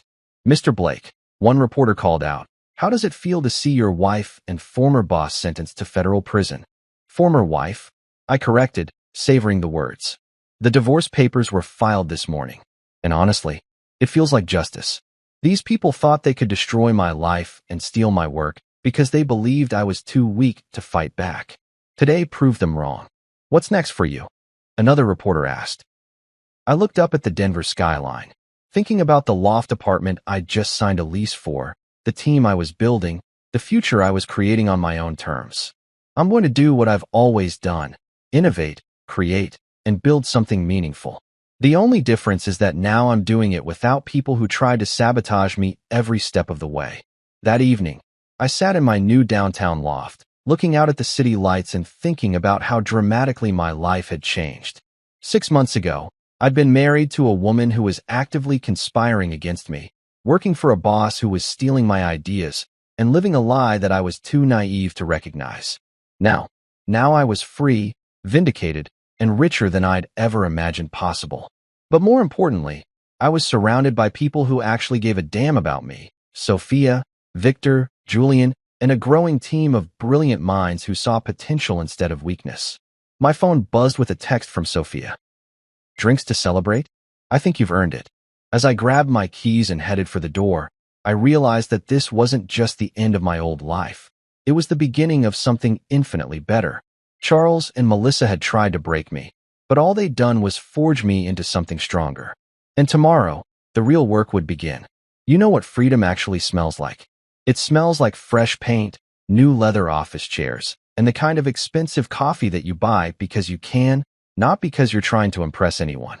That's what hit me as I walked into my new downtown loft on a crisp Monday morning, 6 months after watching Charles and Melissa get hauled away in federal handcuffs. The place was a far cry from that shitty rental apartment where I'd eaten my weight in Chinese takeout and contemplated the ruins of my life. Floor-to-ceiling windows overlooked the Denver skyline, hardwood floors that actually gleamed instead of peeling, and enough space to host a small army of brilliant minds who were about to help me change the world. Blake Innovations had officially launched 3 weeks ago, and we were already making waves in the tech industry that rippled all the way to Silicon Valley. Sophia was my co-founder and CTO, because let's face it, the woman could debug code and destroy enemies with equal efficiency. Victor had agreed to serve as our general counsel, mostly because he enjoyed the idea of protecting the company that had risen from the ashes of Charles Mercer's stupidity. And Julian Cross wasn't just a business partner anymore. He'd become a strategic advisor whose Rolodex opened doors I didn't even know existed. But here's the thing that really got me fired up. We weren't just building a company. We were building a middle finger to everyone who'd ever been betrayed by the people they trusted most. The Phoenix Initiative launched on a Tuesday that felt like Christmas morning, and the 4th of July rolled into one epic celebration of fuck you, corporate betrayal. It was a venture fund specifically designed to help innovators who'd been screwed over by their families, employers, or business partners. We'd started with a modest $10 million fund, but after word got out about what we were doing, the applications started pouring in like water through a broken dam. There was Marcus Rodriguez, a software engineer whose brother had stolen his mobile app idea and sold it to a major tech company. Sarah Chun, a biotech researcher whose lab partner had published her work under his name and landed a 6-figure consulting deal. David Thompson, a mechanical engineer whose father-in-law had used family connections to patent his renewable energy design and cut him out completely. Each story was a variation on the same theme. Brilliant people getting screwed by the people closest to them, then being told they should just let it go and move on with their lives. Well, fuck that noise. Moving on was for people who accepted defeat. We were in the business of fighting back. The launch event was held at the Denver Art Museum, because nothing says, "we've arrived," like hosting your corporate debut in a building that looks like it was designed by aliens with excellent taste. The guest list read like a who's who of Colorado's tech and business elite, plus a healthy sprinkling of journalists who'd been following my story since the courtroom circus. I stood at the podium, looking out at an audience of 500 people who 6 months ago would have dismissed me as a pathetic cuckold living in denial. Now they were hanging on every word, taking notes, and probably calculating how much money they could make by associating with the guy who'd turned personal betrayal into a multi-million-dollar empire. Ladies and gentlemen, I began, my voice carrying easily through the museum's sound system. 6 months ago, I was fired from my job, betrayed by my wife, and told by her family that I wasn't good enough to breathe the same air as their precious daughter. A ripple of laughter went through the crowd. These people loved a good redemption story, especially when it involved rich assholes getting their comeuppance. Today, those same people are in federal prison, bankrupt, and permanently banned from the industries they tried to steal from me. But this isn't a story about revenge. It's a story about what happens when you refuse to accept other people's definitions of your worth. I clicked to the first slide, showing the Phoenix Initiative logo against a backdrop of rising flames. The Phoenix Initiative exists because betrayal isn't a character flaw in the victim. It's a business opportunity for the survivor. We're not here to help people get over being screwed. We're here to help them turn that betrayal into fuel for something bigger, better, and infinitely more successful than whatever they lost. The applause was immediate and sustained, But I wasn't done yet. Our first round of funding goes to 12 innovators who've been told to sit down, shut up, and accept that life isn't fair. Instead, they're going to stand up, speak out, and build empires that make their betrayers regret ever crossing them. The energy in the room was electric. I could see people already networking, making connections, plotting their own Phoenix moments. This wasn't just a business launch, it was a movement. After the formal presentation, I found myself surrounded by a crowd of entrepreneurs, investors, and journalists who wanted to know everything about our screening process, our success metrics, and our long-term vision. But the conversation that really mattered happened near the bar, where a young woman approached me with the kind of desperate hope I recognized from my own mirror 6 months ago. "Mr. Blake," she said, her voice shaking slightly, "my name is Jennifer Walsh. My business partner stole my AI algorithm and my client list, then had me blacklisted from every tech company in Austin. I've been fighting him in court for 2 years, but he's got family money and connections." I handed her my business card. "Jennifer, send me everything. Patents, court documents, financial records, email chains, all of it. We'll have our team review your case within 48 hours. Her eyes filled with tears. "You'd really do that? Even though you don't know me?" "I know exactly who you are," I said. "You're someone who got betrayed by a person you trusted, and now you're being told to accept it and move on. Fuck that. You're going to fight back, and we're going to help you win." That's when Sophia appeared at my elbow, grinning like she'd just solved cold fusion. "Adrian, you need to see this." She handed me her phone, showing a news article from TechCrunch with the headline, "Blake Innovations raises $50 million in series of funding, plans national expansion of Phoenix initiative." $50 million. The number was almost abstract at this point, but what it represented was very real. The resources to help hundreds of betrayed innovators turn their pain into power. Julian Cross materialized from the crowd, looking every inch the billionaire kingmaker in his perfectly tailored suit. "Adrian, congratulations. You've built something truly special here." "We've built something special," I corrected. "None of this happens without the team." "True," he said, raising his champagne glass. "But it took someone with your particular combination of brilliance and righteous anger to make it happen. Most people who get betrayed stay bitter. You turn bitter into better." As the evening wound down and the last guests filtered out into the Denver night, I stood alone in the museum's main hall, surrounded by the detritus of a successful launch party. Empty champagne glasses, scattered business cards, and the lingering energy of people who'd just witnessed something important being born. My phone buzzed with a text from an unknown number. Saw the news coverage. "Congrats on your success. See, Charles." Even from federal prison, the bastard was still trying to worm his way back into my life. I deleted the message without responding. Some bridges weren't worth rebuilding. They were better left as charred ruins that reminded you why you burned them in the first place. I walked to the windows overlooking the city, looking out at the Denver skyline that had watched my entire transformation from betrayed husband to business mogul. Somewhere out there, Melissa was probably in her federal prison cell, wondering how the man she dismissed as a pathetic loser had ended up on magazine covers while she counted down the days until parole. But I wasn't thinking about her, or Charles, or any of the people who'd tried to break me. I was thinking about Jennifer Walsh and the dozen other innovators we were about to fund. I was thinking about the 100 more applications sitting in our inbox. I was thinking about a future where betrayal wasn't the end of someone's story. It was just the beginning of their revenge arc. As I headed for the exit, I passed a mirror in the museum lobby and caught a glimpse of myself. Same face, same basic features, but everything else had changed. The man looking back at me wasn't the naive husband who trusted blindly and loved unconditionally. This was someone harder, smarter, infinitely more dangerous to his enemies, and infinitely more valuable to his allies. I am Adrian Blake. I am free. I am enough. And I will never be erased again. The elevator doors closed, carrying me toward whatever came next, and for the first time in my adult life, I was genuinely excited to find out what that would be. My wife and her friends left me in the rain, 87 miles from home. She said I needed a lesson. I didn't argue. I just watched them drive away. A black truck pulled up moments later. My bodyguard stepped out, calm and ready. I smiled as I climbed in. Her cruelty had ended. This was her last mistake. You know what they say about karma being a bitch? Well, let me introduce you to my wife, Mira. She makes karma look like a Sunday school teacher having a bad day.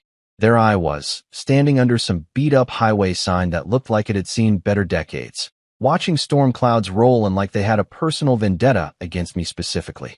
87 miles from home. 87. That's not a quick Uber ride or a hey, can you pick me up situation. That's a you're screwed, buddy, distance that requires actual planning to survive. The rain hadn't started yet, but I could smell it coming. That metallic, electric smell that makes your skin crawl and your brain start calculating how long you've got before you're completely soaked. My clothes were already damp from the humidity, sticking to my back like a guilty conscience. The asphalt stretched out in both directions like a concrete river of nothingness, and the only sound was the distant rumble of 18-wheelers that couldn't care less about some guy stranded on the side of the road. But here's the kicker. I wasn't actually stranded. Not really. See, while Mira and her little crew of enablers were probably high-fiving each other in the warm, leather-seated comfort of her SUV, congratulating themselves on teaching me such a valuable lesson, I was standing there with the biggest grin you've ever seen.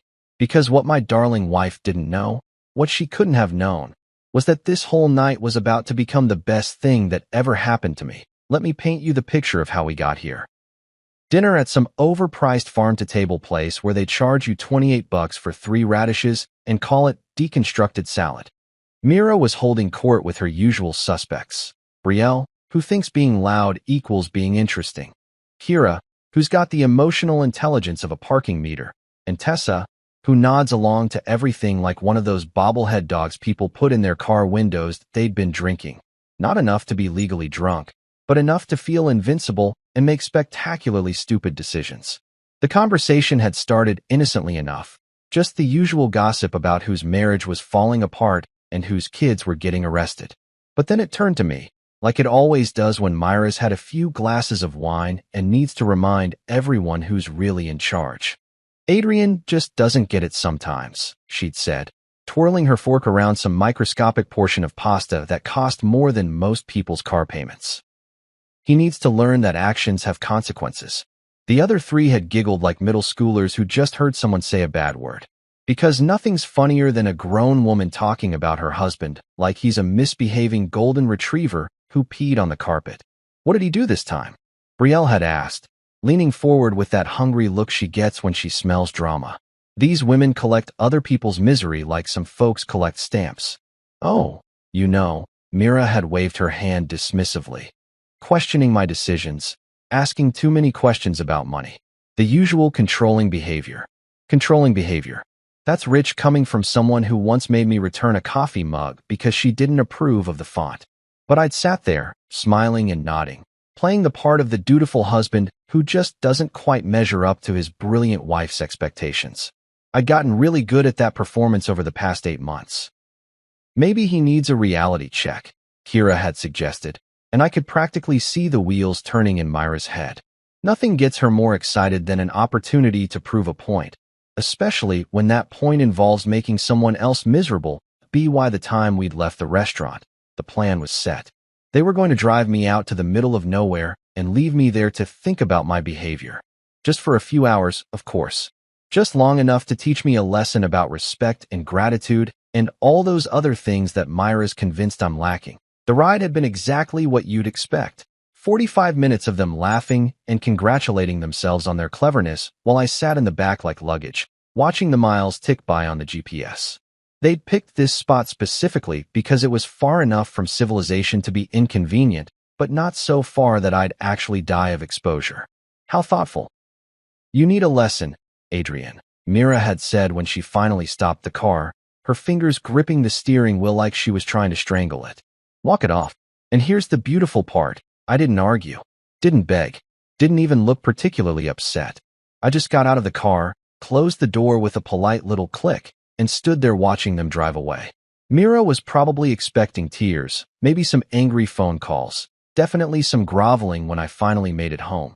Instead, she got me standing under that highway sign, grinning like an idiot as their taillights disappeared into the distance.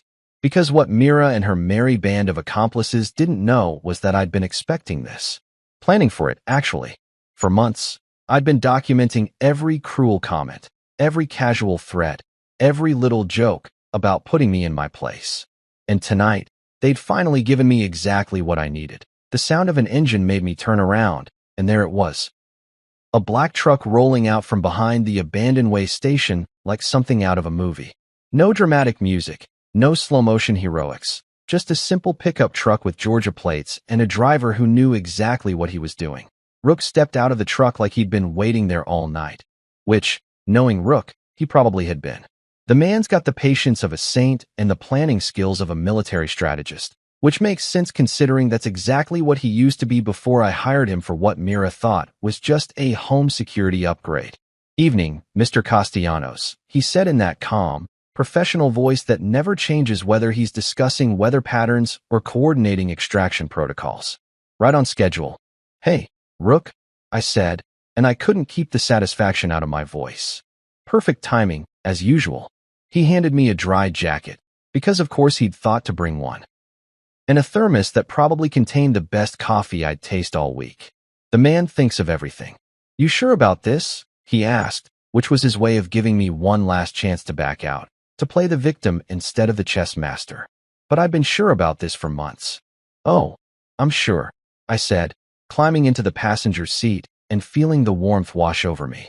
Her cruelty ends tonight. As we drove away from that highway sign, I pulled out my phone and checked the recording app. Crystal clear audio of the entire evening, from dinner conversation to roadside abandonment. Every word, every laugh, every casual cruelty documented and timestamped. Mira thought she was teaching me a lesson about knowing my place. What she'd actually done was hand me the final piece of evidence I needed to show the world exactly who she really was. And tomorrow, when the lawyers got involved and the real consequences started rolling in, she was going to learn that some lessons cut both ways. The storm finally broke as we hit the interstate, rain hammering against the windshield like applause. I leaned back in my seat, sipped Rook's excellent coffee, and smiled. Because after 8 months of playing the long game, tonight was the night everything changed. Sometimes the best revenge isn't getting mad, it's getting even. Let me tell you something about discovering your wife is a lying, cheating, financial predator.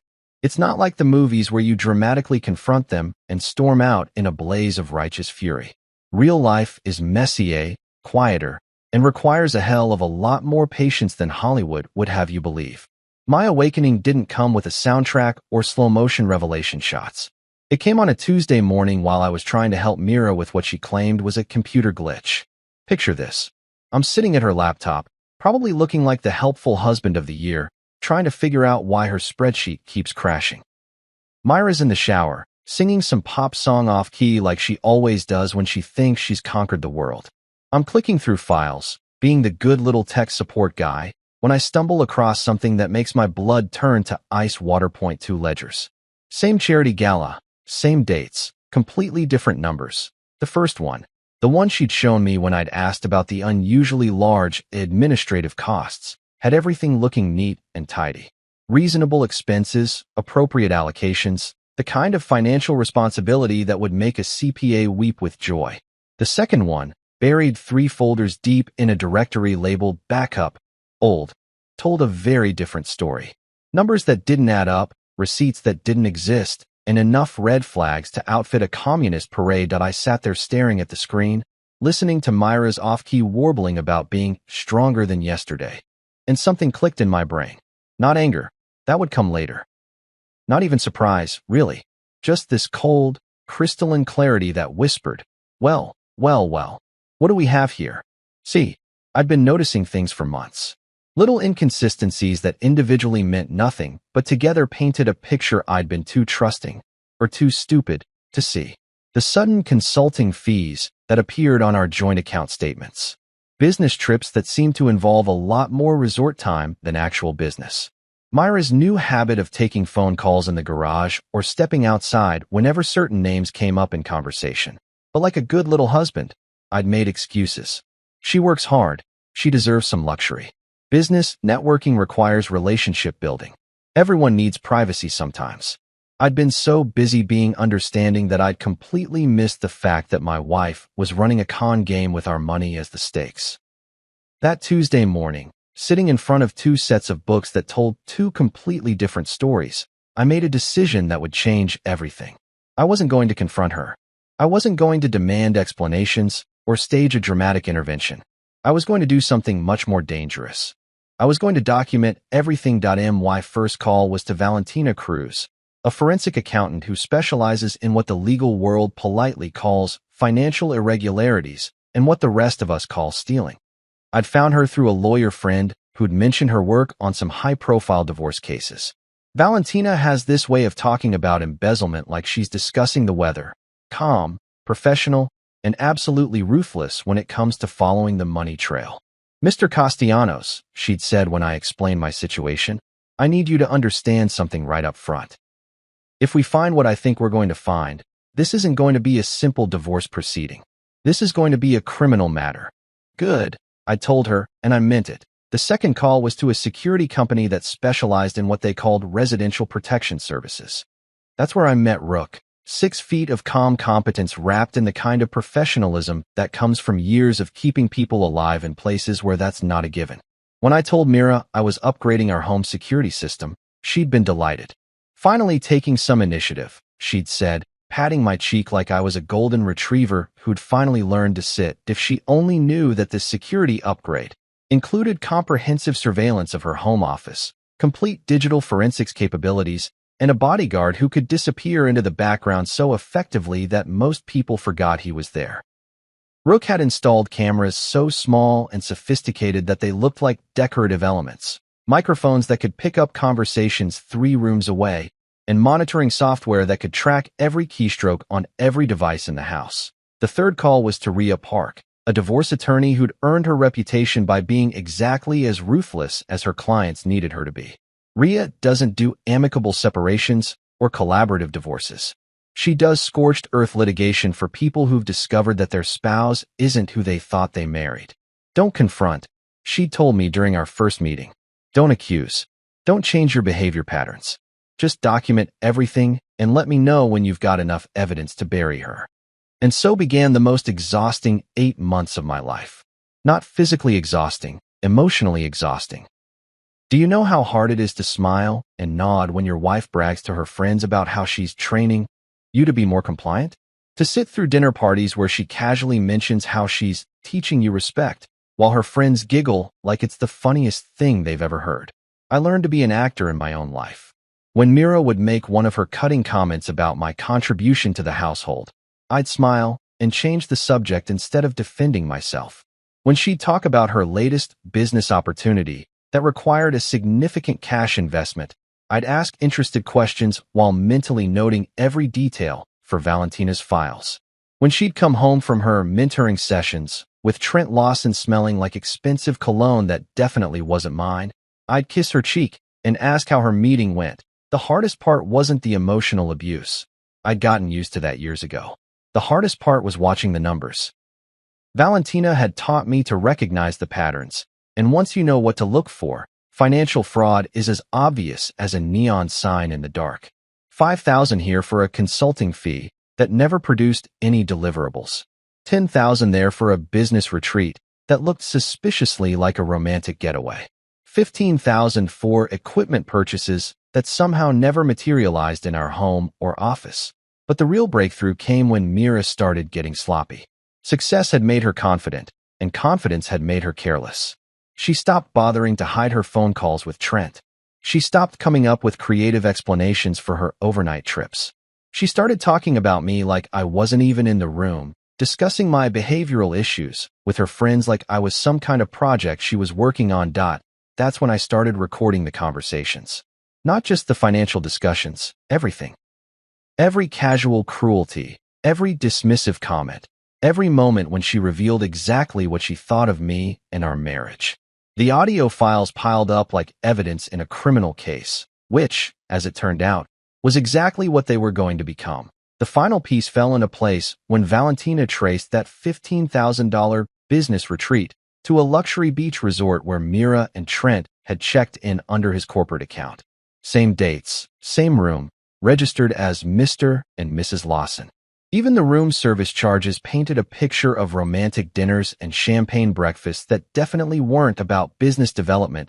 That I didn't rage when Valentina showed me the hotel records. I didn't punch walls or throw things or do any of the dramatic stuff that men in movies do when they discover their wives are cheating.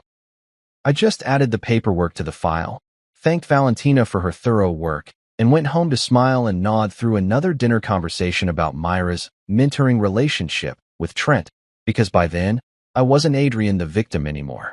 I was Adrian the prosecutor, building a case that would stand up in court and destroy the carefully constructed lies that had become my life. And every day that Mira thought she was getting away with it, every casual cruelty and confident theft was just more evidence for the pile. Patience, it turns out, really is a virtue. So there I was, sitting in Rook's truck like some kind of refugee from my own marriage, watching the windshield wipers fight a losing battle against the storm that was turning the highway into a river. You'd think after being abandoned by your wife and her merry band of sociopaths, the logical move would be to go home, maybe call a lawyer, definitely start planning your revenge. But here's the thing about revenge.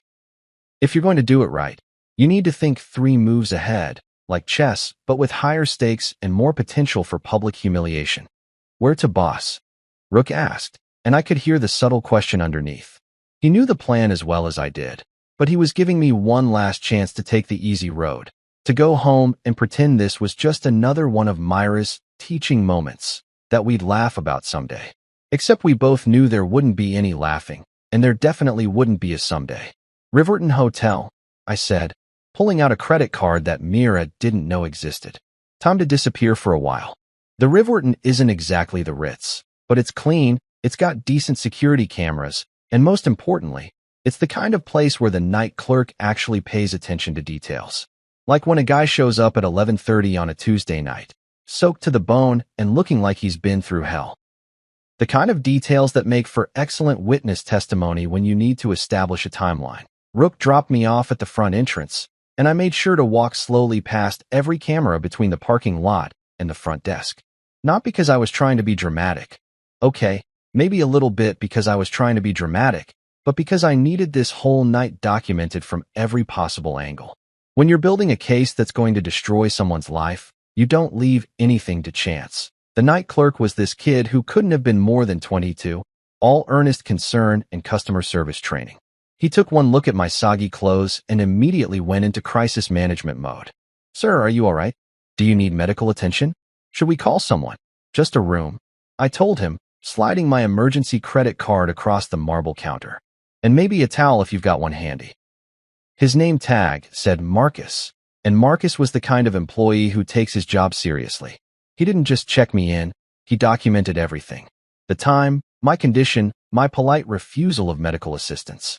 He even noted in the system that I'd arrived via taxi when I casually mentioned it, which wasn't technically true, but wasn't technically false either. Rook's truck could be a taxi if you squinted hard enough and had a flexible relationship with the truth. The room was standard business hotel fare, beige carpet, generic art, and a bed that had seen better decades. But it had something more valuable than luxury amenities. It had a timestamp on everything.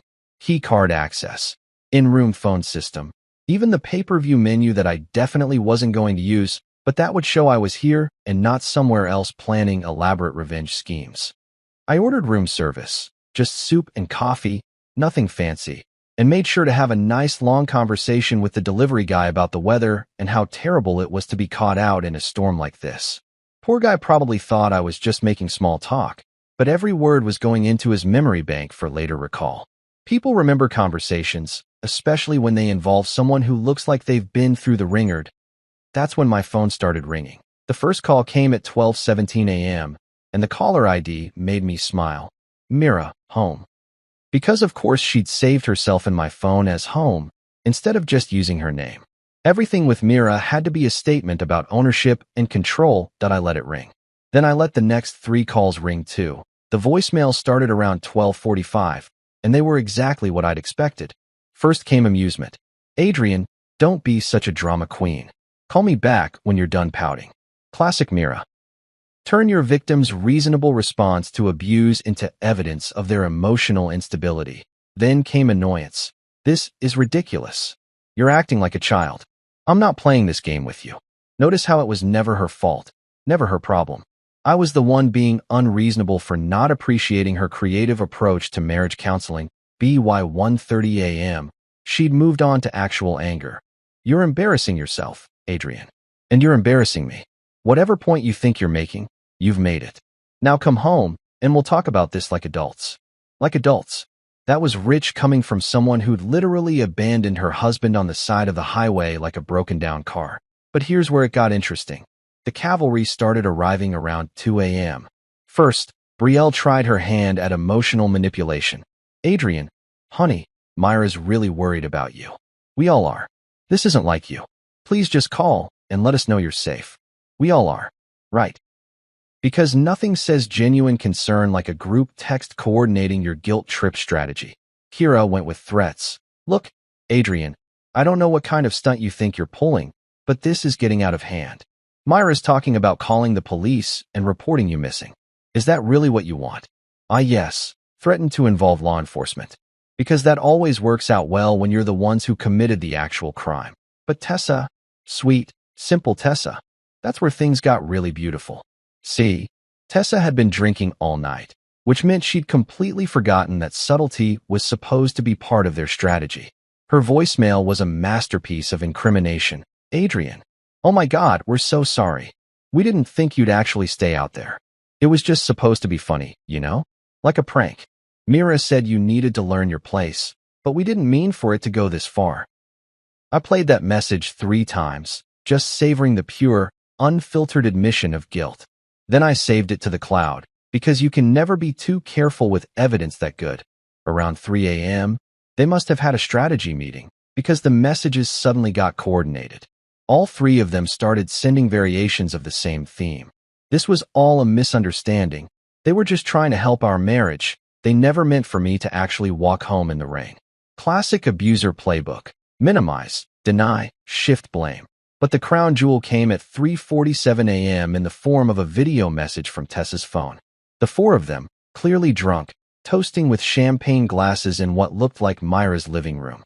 To teaching Adrian a lesson, Mira said, raising her glass with a smile that would have made a shark proud. Some people need to learn things the hard way. I watched that video 5 times, taking careful notes of the timestamp, the location, the participants, and the exact wording of their little celebration. Then I forwarded it to my secure email account, uploaded it to 3 different cloud storage services, and sent a copy to Rook with instructions to add it to the legal file. By 4 a.m., my phone had finally stopped ringing, and I was sitting in that generic hotel room with a stack of evidence that would make any prosecutor weep with joy. Recordings of the abandonment, voicemails admitting guilt, video evidence of them celebrating my suffering, and a complete digital trail of their coordination efforts that I set my phone on the nightstand, pulled the covers up to my chin, and smiled at the ceiling. Tomorrow was going to be a very interesting day. But tonight, for the first time in 8 months, I slept like a baby. Sometimes the best traps are the ones people walk into all by themselves. You know that feeling when you're about to drop a bombshell so nuclear that it's going to leave a crater where someone's life used to be? That's exactly how I felt walking into the courthouse at 8:30 a.m. 3 hours of sleep and a thermos of hotel coffee powering me through what was about to become the most satisfying morning of my adult life. The rain had stopped, but the clouds were still hanging around like they wanted front row seats to the show. Rhea Park was waiting for me on the courthouse steps, looking like she'd been born in a power suit and raised on legal briefs. The woman doesn't just practice law, she weaponizes it. When I called her at 6 a.m. to set everything in motion, she'd sounded like Christmas had come early. Emergency filing went through 20 minutes ago, she said, handing me a coffee that was definitely better than what I'd been drinking. Judge Harper Lynn drew the case. She's got a reputation for not tolerating games, which works in our favor. We're in courtroom 3C at 1 p.m. What are we hitting them with? I asked, even though I already knew. We'd gone over this strategy so many times I could recite it in my sleep. Emergency injunction for spousal abandonment, coercive control, and financial misappropriation. Oh, and I added intentional infliction of emotional distress, just for fun. Her smile was the kind that should come with a warning label. Your wife's going to need a very good lawyer, and even then, she's screwed. The beauty of emergency filings is that they move fast. Too fast for the other side to mount a proper defense, especially when they're probably still nursing hangovers from their victory celebration. By 9 a.m., Mira had been served with papers that turned her world upside down. By 10 a.m., she was probably screaming at some expensive lawyer who was trying to explain that you can't unabandon your spouse on a highway. I spent the morning at Ria's office, going through our evidence one more time.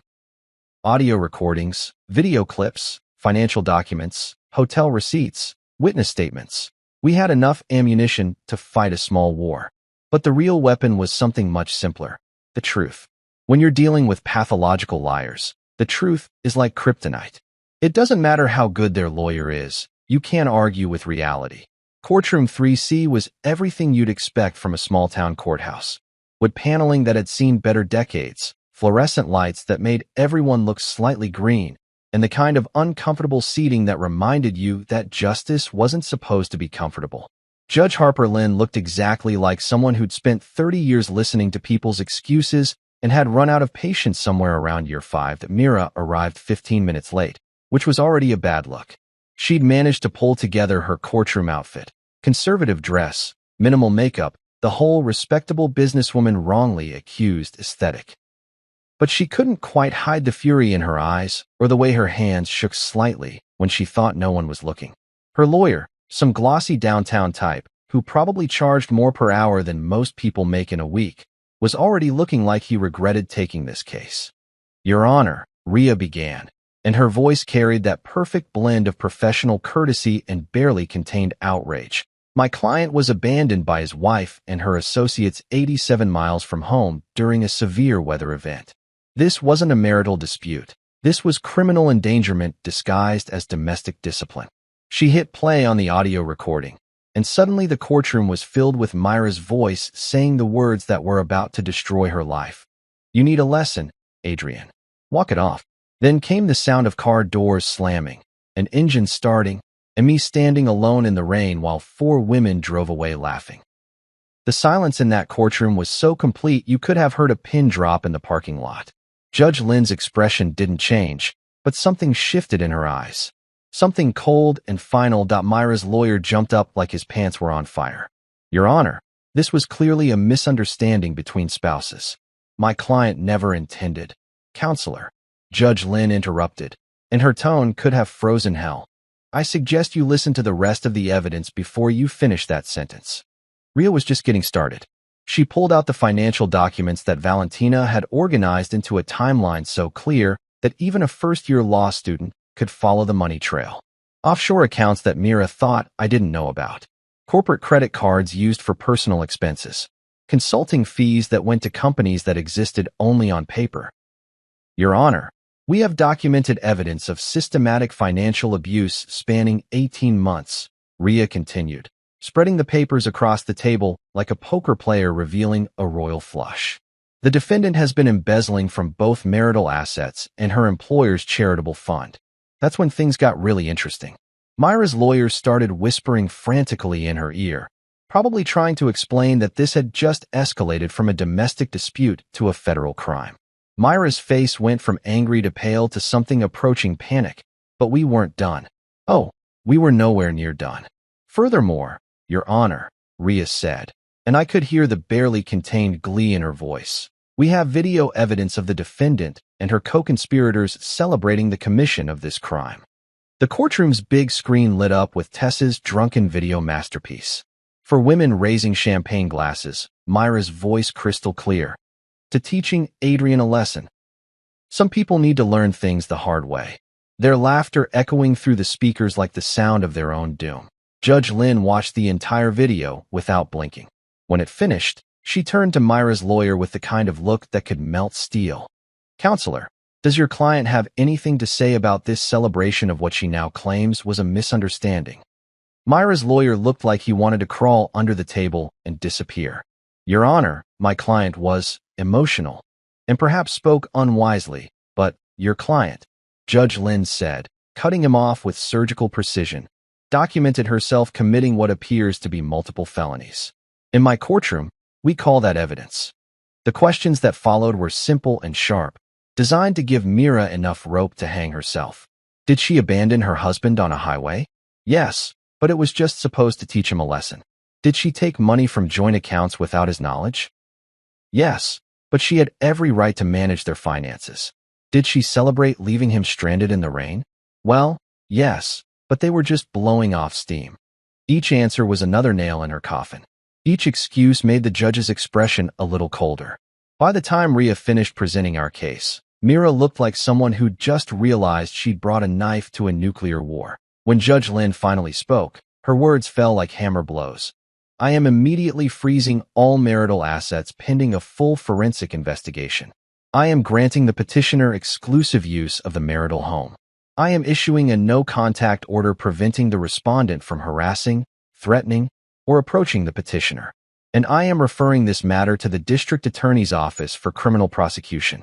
The gavel came down like thunder, and just like that, Myra's carefully constructed world collapsed into rubble.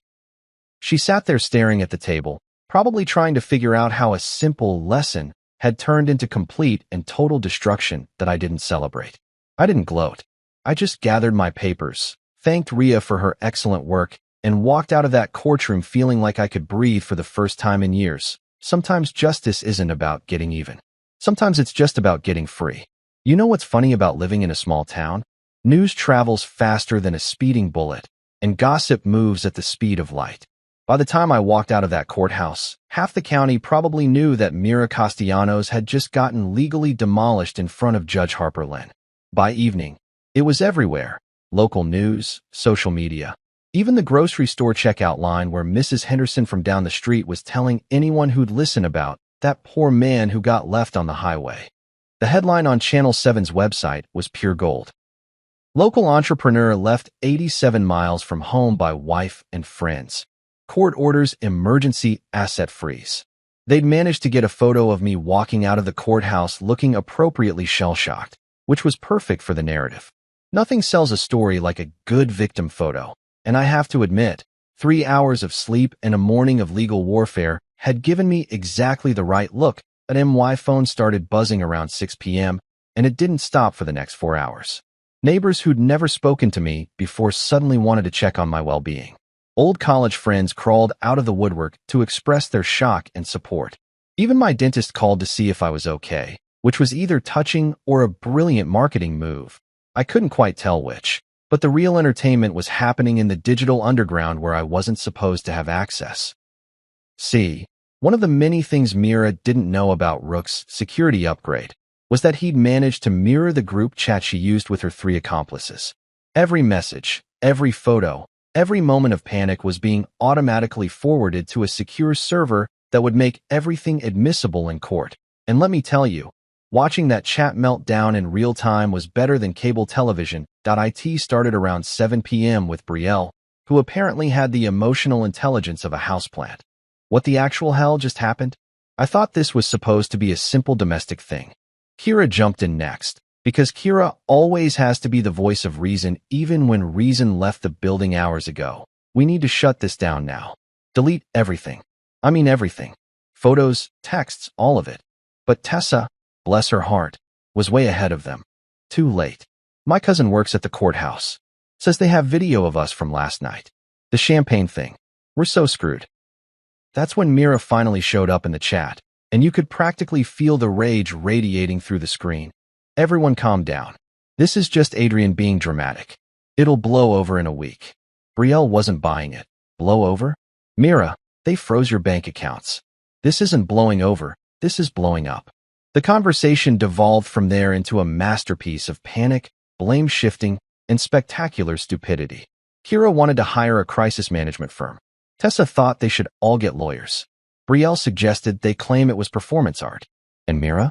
Mira was still convinced she could somehow spin this as a misunderstanding between loving spouses. But the real bombshell came around 9 p.m. when my phone rang with a number I recognized, my younger cousin Quinn. Now, Quinn and I had never been particularly close, mostly because Quinn had a talent for making spectacularly bad life decisions and then expecting the family to bail her out. But when she called that night, her voice was shaking like she'd seen a ghost. Adrian? Oh God, I'm so sorry. I'm so sorry. Sorry for what, Quinn? I need to tell you something. About Mira. About what she asked me to do. And that's when the last piece of the puzzle fell into place. Turns out, my dear wife had approached Quinn 6 months ago with a proposition that was equal parts clever and disgusting. Quinn had racked up about 12 grand in credit card debt, online shopping, expensive dinners, the usual millennial financial disaster story. Mira offered to make it all disappear in exchange for one simple favor: keep tabs on me. She wanted to know everything. Quinn sobbed into the phone. Your schedule, your friends, who you talked to, what websites you visited. She said you were having some kind of midlife crisis, and she needed to know if you were cheating or planning to leave her. And you said yes. I needed the money, Adrian. I was about to lose my apartment. She made it sound like she was just being a concerned wife.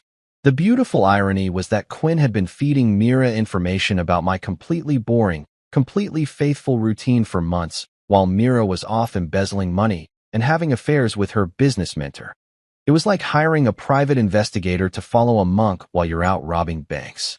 Quinn, I said, and I could hear her holding her breath. I need you to write down everything.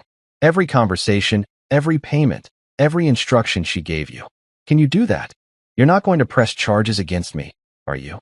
That depends on how helpful you are over the next few days. While I was dealing with family betrayal, Valentina was busy following the money trail that just kept getting deeper and more twisted. She called around 10 p.m. with an update that made my head spin. Adrian, you need to sit down for this one. I found the Cayman Islands account. The what now? Karen, Ltd. Registered in the Cayman Islands 18 months ago. Primary beneficiary, Mira Castellanos. Secondary beneficiary, Trent Lawson. They've been moving money through this shell company for over a year. The numbers were staggering. What I'd thought was maybe 50 or 60,000 in missing funds turned out to be closer to 300,000. Money from Myra's Women in Tech Empowerment Fund had been flowing directly into Trent's cryptocurrency wallet. Corporate retreat expenses that were actually luxury vacations. Equipment purchases that existed only on paper. How much of this is criminal? I asked. All of it, Valentina said cheerfully. Wire fraud, tax evasion, embezzlement, probably racketeering if we can prove ongoing conspiracy. The FBI is going to love this case. By midnight, Ria had compiled everything into a package that looked like a federal prosecutor's wet dream. Financial crimes, documented abuse, conspiracy to commit fraud, and enough recorded confessions to fill a small library. She'd already reached out to contacts in the district attorney's office, and the word was that they were very interested in taking a closer look at Myra's business dealings. The group chat finally went quiet around 1 a.m., probably because someone with half a brain cell had finally convinced them to stop creating evidence of their own guilt. But the damage was done. Every panicked message, every admission of wrongdoing, every attempt to coordinate their stories was safely stored on servers they didn't even know existed that I sat in my hotel room, because Judge Lynn's order meant I could kick Mira out of our house. But I wasn't quite ready for that level of confrontation yet, and reviewed the day's haul. Audio recordings, video confessions, financial documents, witness statements, and now a digital trail of conspiracy that led directly to a federal crime. 8 months of quiet work had turned into an avalanche of evidence that was going to bury Mira and her friends so deep they'd need archaeological equipment to dig them out. Sometimes the best revenge is just giving people enough rope to hang themselves. And boy, had they ever made good use of that rope. Walking into my own house with a court order in one hand and Rook beside me felt like some kind of strange homecoming. Except instead of feeling relief or comfort, I felt like an investigator entering a crime scene, which, as it turned out, was exactly what I was doing. The place looked the same as when I'd left for dinner the night before, but everything felt different. The air itself seemed contaminated with lies and betrayal, like the walls had absorbed 18 months of deception and were now quietly confessing their secrets. Mira was long gone, of course. Judge Lynn's order had been crystal clear. She had until 6 p.m. to collect essential personal items and get out. No furniture, no electronics, no access to the home office where she'd been running her little criminal enterprise. Rook had been watching the place since noon, making sure she didn't try to destroy evidence or accidentally walk off with anything that might incriminate her. She came and went around 3 p.m., He reported as we stood in the foyer that suddenly felt too big and too empty. 2 suitcases and a makeup bag. Spent about 20 minutes in the office, but the cameras caught everything. Want to see? Of course I wanted to see. Watching Mira panic in real time had become my new favorite hobby, right behind documenting her crimes and ahead of planning her complete social destruction. The security footage was beautiful in its simplicity. There was my soon-to-be ex-wife, frantically searching through filing cabinets and desk drawers like a burglar looking for the good silver. She tried to access her laptop, the one where I'd first discovered the duplicate ledgers, but Rook's security protocols had locked her out the moment the court order was filed. The look of pure rage on her face when she realized she couldn't get into her own computer was worth framing. She tried the safe too, Rook added, and there was definitely amusement in his voice. Spent 10 minutes trying different combinations before she remembered that you changed the code last month. Ah yes, the safe. Myra's little fortress of secrets that she thought was impregnable. What she didn't know was that Rook had been watching her enter that code for weeks, and the new security system included some very sophisticated recording equipment positioned at exactly the right angle to catch keypad entries. The safe was hidden behind a reproduction Monet in Myra's office. Because of course it was hidden behind art, because Mira always had to make everything into a production. Inside was exactly what we'd expected to find, plus a few surprises that made me question whether I'd ever really known my wife at all. First came the paperwork. Authorization forms with my name printed in block letters, but not actually signed by me. A prenup addendum that I'd never seen before, let alone agreed to. That would have given Mira complete control over my business assets in case of divorce.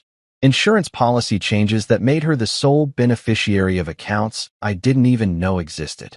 It was like finding a blueprint for identity theft written in legal jargon. Then came the personal stuff, which was somehow worse than the financial crimes. A jewelry box containing a diamond bracelet I'd never seen before, with a card that read, "To my brilliant partner in crime, T." The handwriting was definitely masculine, definitely not mine, and definitely evidence of an affair that had been going on a lot longer than I'd suspected. But the real treasure trove was in the filing cabinet that Mira had been frantically searching through on the security footage. Valentina arrived around 7 p.m. with her color-coded binders and forensic accountant superpowers, and within an hour she'd organized 18 months of financial fraud into a timeline that read like a master class in embezzlement. "Look at this," she said, spreading documents across what used to be Myra's desk and was now apparently evidence central. "Every single transfer to Karen Ltd. corresponds to a major event in your marriage. Fight about money. 10,000 gets moved offshore. You question a business expense? Another 15,000 disappears into crypto." The pattern was so clear it was almost insulting. Mira had been using our marital problems as cover for systematically looting our assets. Every time I'd brought up financial concerns or asked reasonable questions about spending, she'd escalate the emotional conflict to distract me while moving money out of accounts I could access and into ones I couldn't even see. "This one's particularly clever," Valentina continued, pointing to a series of transfers from last spring.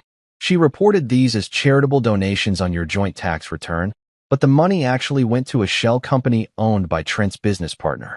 They're not just stealing from you. They're using you as an unwitting accomplice in tax fraud."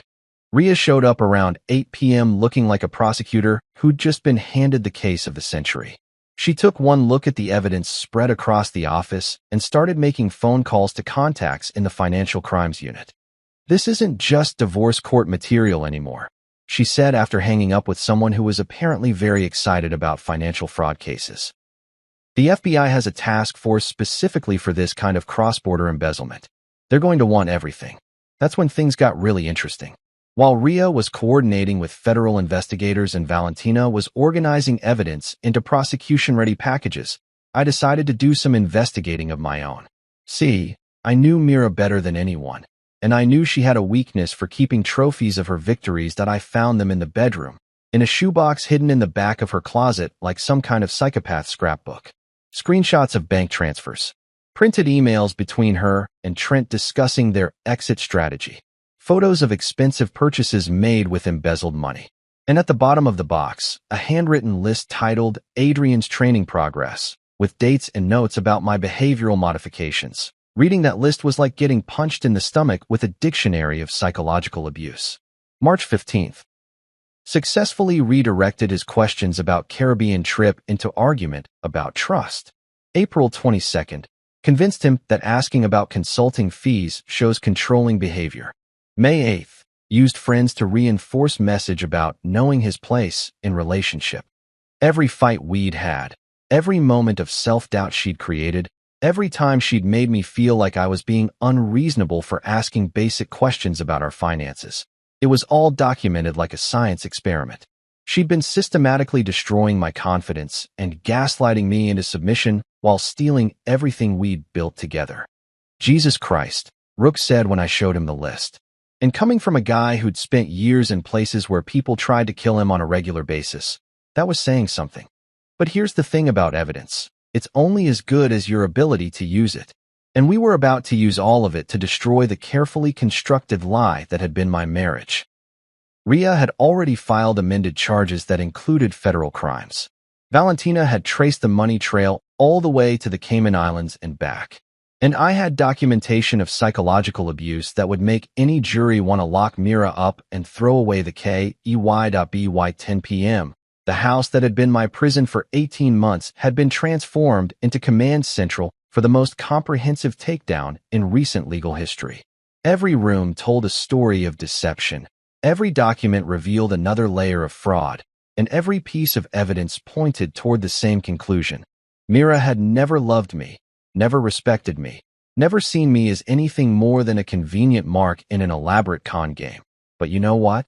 For the first time in years, I felt like I was exactly where I belonged.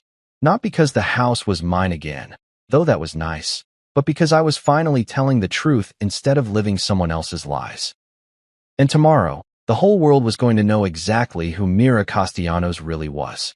If you've never seen a sociopath realize their entire world is about to implode on live television, let me tell you, it's simultaneously horrifying and deeply satisfying. The hearing for temporary support and control of our business assets was supposed to be a routine legal proceeding, the kind of dry administrative stuff that makes court reporters fall asleep at their keyboards. Instead, it turned into the legal equivalent of a public execution, broadcast on local access TV because Judge Lin believed in transparency for high-profile cases. Mira showed up 45 minutes late, which was either a power play or evidence that she'd spent the morning throwing up from stress. Probably both. She'd assembled what looked like half the legal talent in the state. 3 lawyers in suits that cost more than most people's cars, all of them looking like they'd rather be literally anywhere else on earth. Lead counsel was some hotshot from Atlanta named Harrison Keller, the kind of guy who charges $800 an hour to tell rich people their problems aren't their fault. I, on the other hand, had Ria Park, a banker's box full of evidence, and the quiet confidence that comes from holding all the cards in a rigged game. We'd spent the morning organizing our presentation like a murder trial, complete with visual aids and a timeline that even a drunk jury could follow. Every document had been authenticated, every recording had been verified, and every witness statement had been notarized by someone who wasn't currently under federal investigation. The courtroom was packed. Word had gotten out about the highway abandonment, and apparently half the county wanted to see how this particular train wreck would unfold. I spotted at least 3 people with notepads who were definitely reporters, plus a sketch artist who kept looking between me and Mira like she was trying to capture the exact moment when someone's life falls apart. Judge Lin opened the proceedings with the kind of calm professionalism that made it clear she'd already read every document in our filing and was not impressed with what she'd found.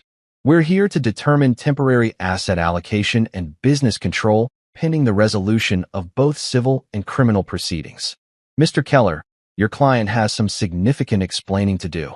Keller tried to go on the offensive right out of the gate, painting me as an unstable husband who was weaponizing the legal system to punish his wife for what amounted to a marital spat.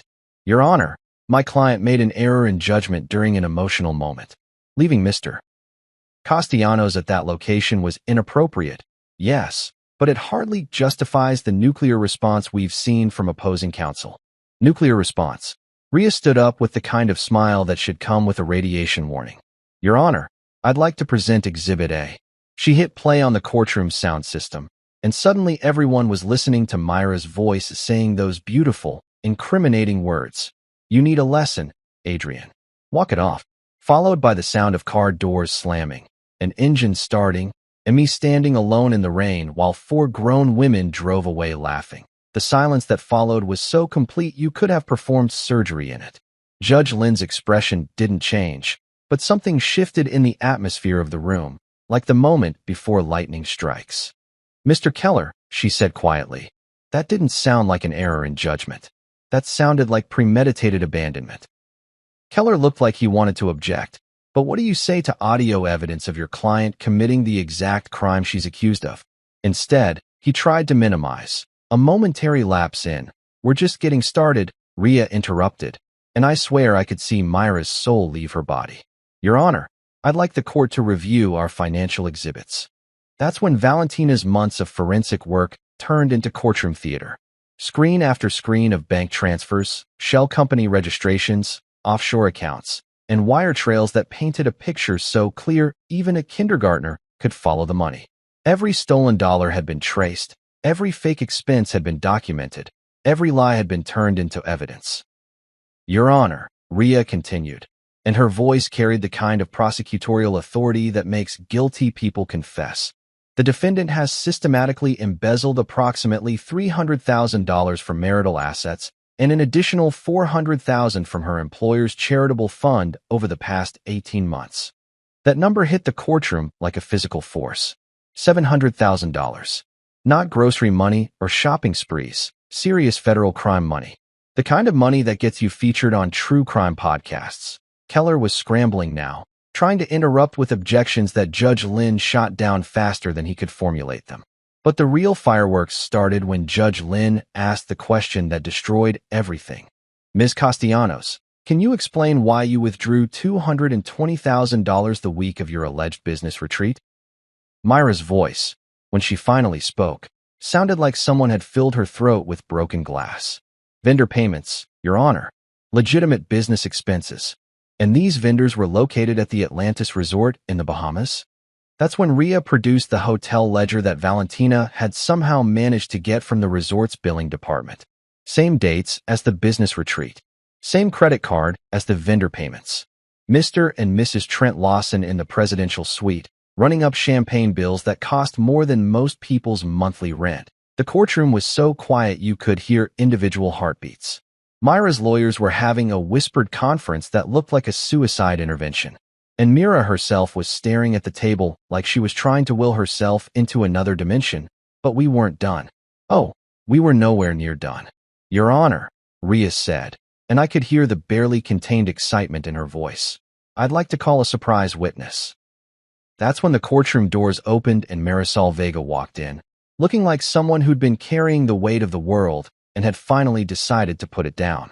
Marisol had been Trent's executive assistant for 3 years, which meant she'd had front-row seats to the entire criminal enterprise. More importantly, she'd been recording conversations and copying documents for weeks, waiting for the right moment to come forward.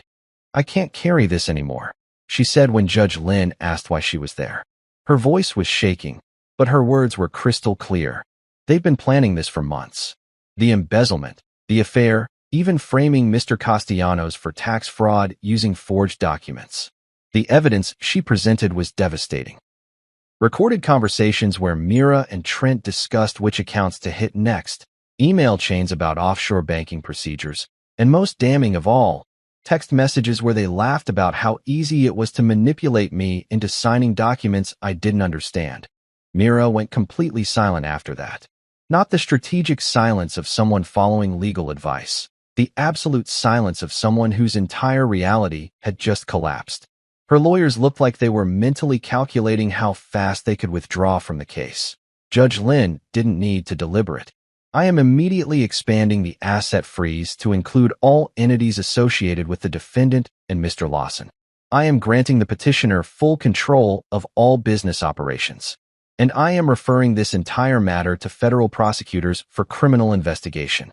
The gavel came down like the hammer of God, and just like that, Myra's carefully constructed empire became a federal crime scene. As I walked out of that courtroom, I could hear the reporters already calling their editors with the story of the century. Local businesswoman caught running elaborate fraud scheme, abandoned husband on highway to cover tracks. Sometimes justice isn't about getting even. Sometimes it's about watching the truth finally see daylight. You know what's beautiful about federal prosecutors? They don't mess around with half measures or plea bargains that let rich people buy their way out of consequences. When the U.S. Attorney's Office for the Northern District of Georgia got their hands on our evidence package, they moved like sharks who'd smelled blood in the water. By the time Mira and her accomplices figured out they were drowning, the feds had already circled back for seconds. The grand jury convened on a Tuesday morning in February, and by Thursday afternoon, they'd returned indictments that read like a greatest hits album of white-collar crime. Wire fraud, conspiracy to commit fraud, money laundering, tax evasion, and, my personal favorite, using electronic communications to facilitate the commission of felonies. That last one covered everything from the group chat coordination to Tessa's drunken victory video, turning their own stupidity into federal evidence. Mira and Trent got hit with the full menu of charges, each one carrying enough prison time to ensure they'd be eligible for Social Security by the time they got out. But the real cherry on top was watching the legal system treat Brielle, Kira, and Tessa exactly like what they were, accessories to a crime who'd helped document their own guilt. The three of them got charged with criminal conspiracy and obstruction of justice after the FBI discovered they'd spent the night of the courthouse hearing frantically deleting text messages and social media posts. What they didn't know, because apparently none of them understood how the internet actually works, was that everything had already been backed up to cloud servers that required federal warrants to access. Their panic deletion spree just became more evidence of consciousness of guilt. The arraignments were a masterclass in watching privilege meet reality. Mira showed up in designer clothes and an attitude that suggested she still thought this was all some kind of misunderstanding that expensive lawyers could fix. Trent looked like someone who'd been living on nothing but anxiety and coffee for weeks. And the three accomplices? They looked like they'd finally figured out that actions have consequences, even when you're white, educated, and used to getting away with everything. But the real entertainment came during the plea negotiations, which I got to watch from the gallery like it was live theater. Trent folded faster than a lawn chair in a hurricane, taking a plea deal that included full cooperation with prosecutors in exchange for a reduced sentence. 5 years in federal prison, followed by 3 years of supervised release and complete financial restitution. His cooperation included turning over passwords to encrypted accounts, recordings of conversations with Mira about money laundering, and a detailed timeline of their criminal partnership that read like a how-to guide for embezzlement. Mira, on the other hand, fought like someone who genuinely believed she could lawyer her way out of recorded confessions and bank records. Her legal team burned through 3 different defense strategies before settling on the classic blame the victim approach that works so well in domestic violence cases. According to her lawyers, I was a controlling husband who'd driven her to desperate measures, and the embezzlement was really just a woman trying to establish financial independence from an abusive marriage. The problem with that defense? We had 18 months of audio recordings that proved exactly the opposite. Every conversation where Mira threatened me, every casual cruelty, every moment where she treated me like a misbehaving pet. It was all admissible evidence that painted a very different picture of our marriage. The criminal trial started in September, almost a year after that night on the highway. Federal court is a different animal from state proceedings, more formal, more serious, and staffed with people who've seen every scam in the book and aren't impressed by much of anything. The jury was a mix of working-class folks who understood exactly what it meant to have someone steal your money, and they were not sympathetic to tales of privileged women who needed to embezzle hundreds of thousands of dollars to feel empowered. Marisol's testimony was devastating. 3 days on the witness stand, walking the jury through recorded conversations where Mira and Trent discussed their exit strategy and laughed about how easy it was to manipulate me into signing financial documents. She'd kept meticulous records. Dates, times, amounts, even screenshots of text messages where they celebrated successful transfers to offshore accounts. But the moment that sealed Myra's fate was when the prosecutor played the audio recording from that night on the highway. Not just the abandonment, the entire evening, from dinner conversation to roadside cruelty. The jury got to hear Mira discussing her plans to teach me a lesson while she was actively stealing our money and cheating with her business partner. The verdict came back after 6 hours of deliberation, guilty on all counts. Wire fraud, conspiracy, money laundering, and tax evasion. The judge called their crimes an elaborate scheme motivated by greed and executed with callous disregard for the victim's well-being. Sentencing was 3 weeks later, and Judge Richardson delivered the kind of judicial smackdown that law students will probably study for decades. Mira got 4 years in federal prison, followed by 3 years of supervised release, complete financial restitution, and a lifetime ban from working in financial services. The judge specifically noted that her pattern of manipulative behavior and complete lack of remorse made her a danger to any future victims. Trent got his 5 years as agreed, but the judge made it clear that his cooperation was the only thing standing between him and a much longer sentence. Mr. Lawson, you were an adult when you chose to prey on the trust of charitable organizations and exploit your professional relationships for personal gain. The only reason you're not facing a decade in prison is your willingness to help us understand the full scope of this criminal enterprise. The 3 accomplices got probation and community service, plus fines that would keep them financially uncomfortable for the foreseeable future. The judge was particularly harsh with Brielle, noting that her active participation in the highway abandonment showed a level of cruelty that goes beyond mere conspiracy. But the real consequence, the one that probably hurt more than prison time, was the complete destruction of their social and professional lives. The story had gone national by then, picked up by true crime podcasts and social media accounts that specialized in wealthy people getting their comeuppance. Myra's Women in Tech Empowerment Fund became a punchline about how not to run a nonprofit. Trent's consulting business collapsed when clients realized their advisor was a convicted felon. Even their friends abandoned them. The social circle that had enabled and encouraged their behavior suddenly developed collective amnesia about ever knowing them. Country club memberships were quietly revoked. Professional associations issued strongly worded statements about ethical standards. The same people who'd laughed at their casual cruelty were now pretending they'd never met them. That I watched it all from a distance, feeling something that wasn't quite satisfaction, but wasn't sympathy either. More like the quiet relief that comes from finally putting down a weight you'd been carrying for so long you'd forgotten what it felt like to stand up straight. Justice isn't always about revenge. Sometimes it's just about making sure the truth finally gets told and letting the consequences fall where they may. And sometimes, the consequences are exactly what people deserve. You know what nobody tells you about winning a massive legal victory? The morning after the sentencing, you wake up in an empty house with nothing but silence and the weird realization that revenge, no matter how satisfying, doesn't actually fill the hole that abuse carved out of your life. Don't get me wrong, watching Mira get dragged off in federal custody was deeply therapeutic. But when the courtroom drama ended and the reporters went home, I was left with something I hadn't had in years: complete freedom to decide who I wanted to be. The first thing I did was sleep for about 16 hours straight. Not because I was tired, though God knows I was, but because for the first time in years, I could sleep without wondering what fresh hell would be waiting for me when I woke up. No more monitoring bank accounts for mysterious transfers. No more recording conversations to protect myself. No more walking on eggshells in my own house. Just blessed, boring, ordinary sleep in a bed that finally felt like mine. The second thing I did was call Quinn. My cousin had been a wreck since testifying against Mira, convinced that the family would ostracize her for her part in the surveillance scheme.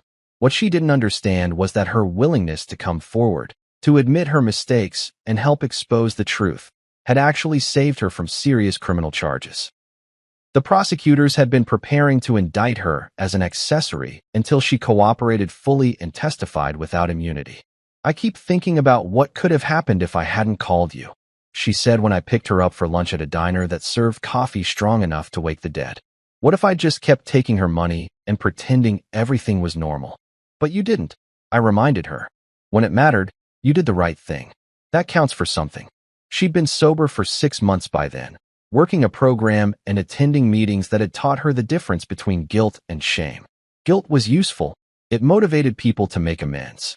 Shame was just self-destructive noise that kept you stuck in the same patterns. Quinn was learning to work with guilt and ignore shame. which made her the perfect person for what I had in mind. The idea had been percolating since the trial ended. Sitting in that courtroom, listening to testimony about financial abuse and psychological manipulation, I'd realized something that should have been obvious. I wasn't the only person who'd been through this kind of hell. The tactics Mira had used, the gaslighting, the financial control, the systematic destruction of self-confidence, weren't unique to our marriage. They were standard operating procedure for abusers who preferred psychological warfare to physical violence. That's how the Northline Initiative was born, named after the highway where I'd been abandoned. Because sometimes the worst moments in your life become the foundation for the best things you'll ever build. Ria helped me navigate the nonprofit incorporation process, which turned out to be almost as complicated as a federal fraud case, but significantly less likely to result in prison time.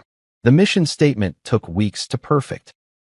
To provide practical support, legal guidance, and emotional validation for individuals escaping financial coercion, psychological abuse, and social humiliation in intimate relationships. Valentina was the first person I called about volunteering. "You want me to do what?" she asked when I explained the concept.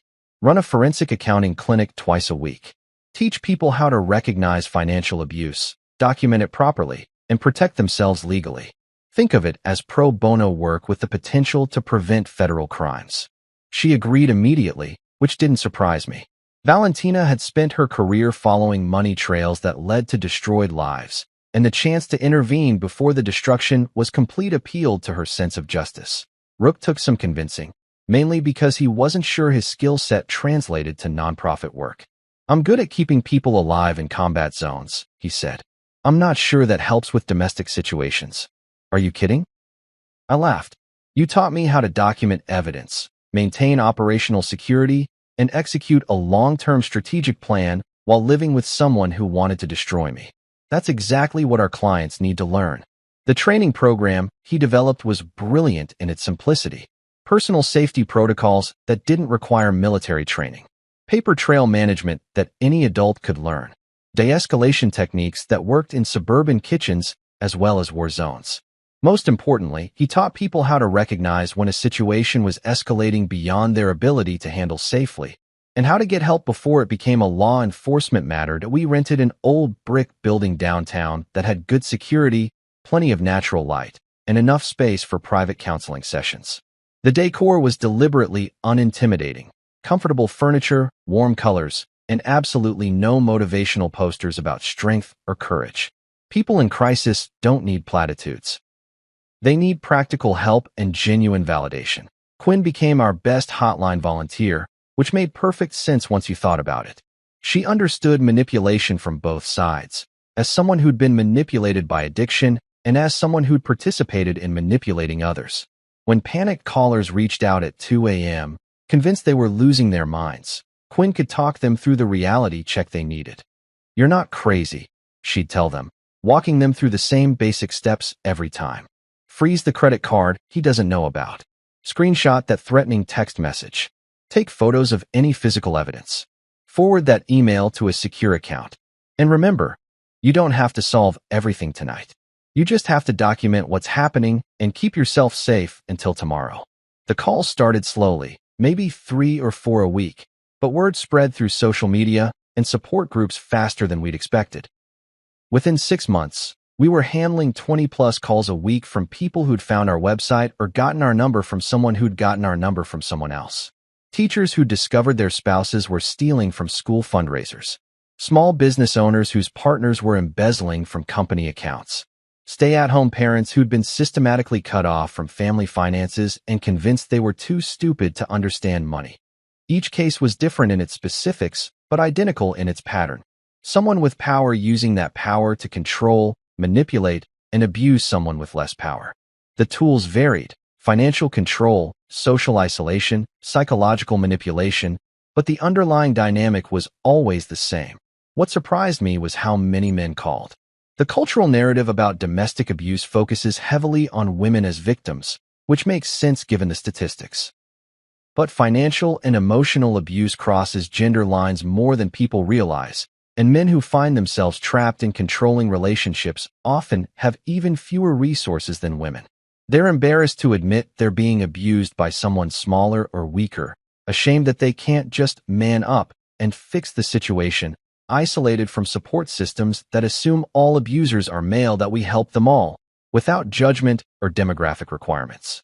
Because abuse is abuse, regardless of who's doing it or who's suffering through it. By the end of our first year, we'd helped 47 people escape abusive situations, prevented an estimated $2 million in financial fraud, and established partnerships with 3 law enforcement agencies that now referred cases to us regularly. Most importantly, we'd created something that would outlast my anger, outlast my need for revenge, and hopefully outlast me entirely. A place where people could come when they felt like they were drowning and leave with a life preserver and a map to shore. Sometimes the best way to heal from trauma isn't to forget it happened. Sometimes it's to make sure it never happens to anyone else. 18 months after that night in the rain, when I thought I'd finally put Mira and her particular brand of poison behind me, she managed one last spectacular display of her complete inability to learn from consequences. The letter arrived on a Tuesday, because of course it did, Tuesdays being the universe's preferred day for delivering emotional sucker punches, with the Georgia Department of Corrections return address that made me smile before I even opened it. The handwriting was still perfect, still the same careful script she'd used to forge my signatures on financial documents. Some things never change, even in federal prison. The content was pure Mira.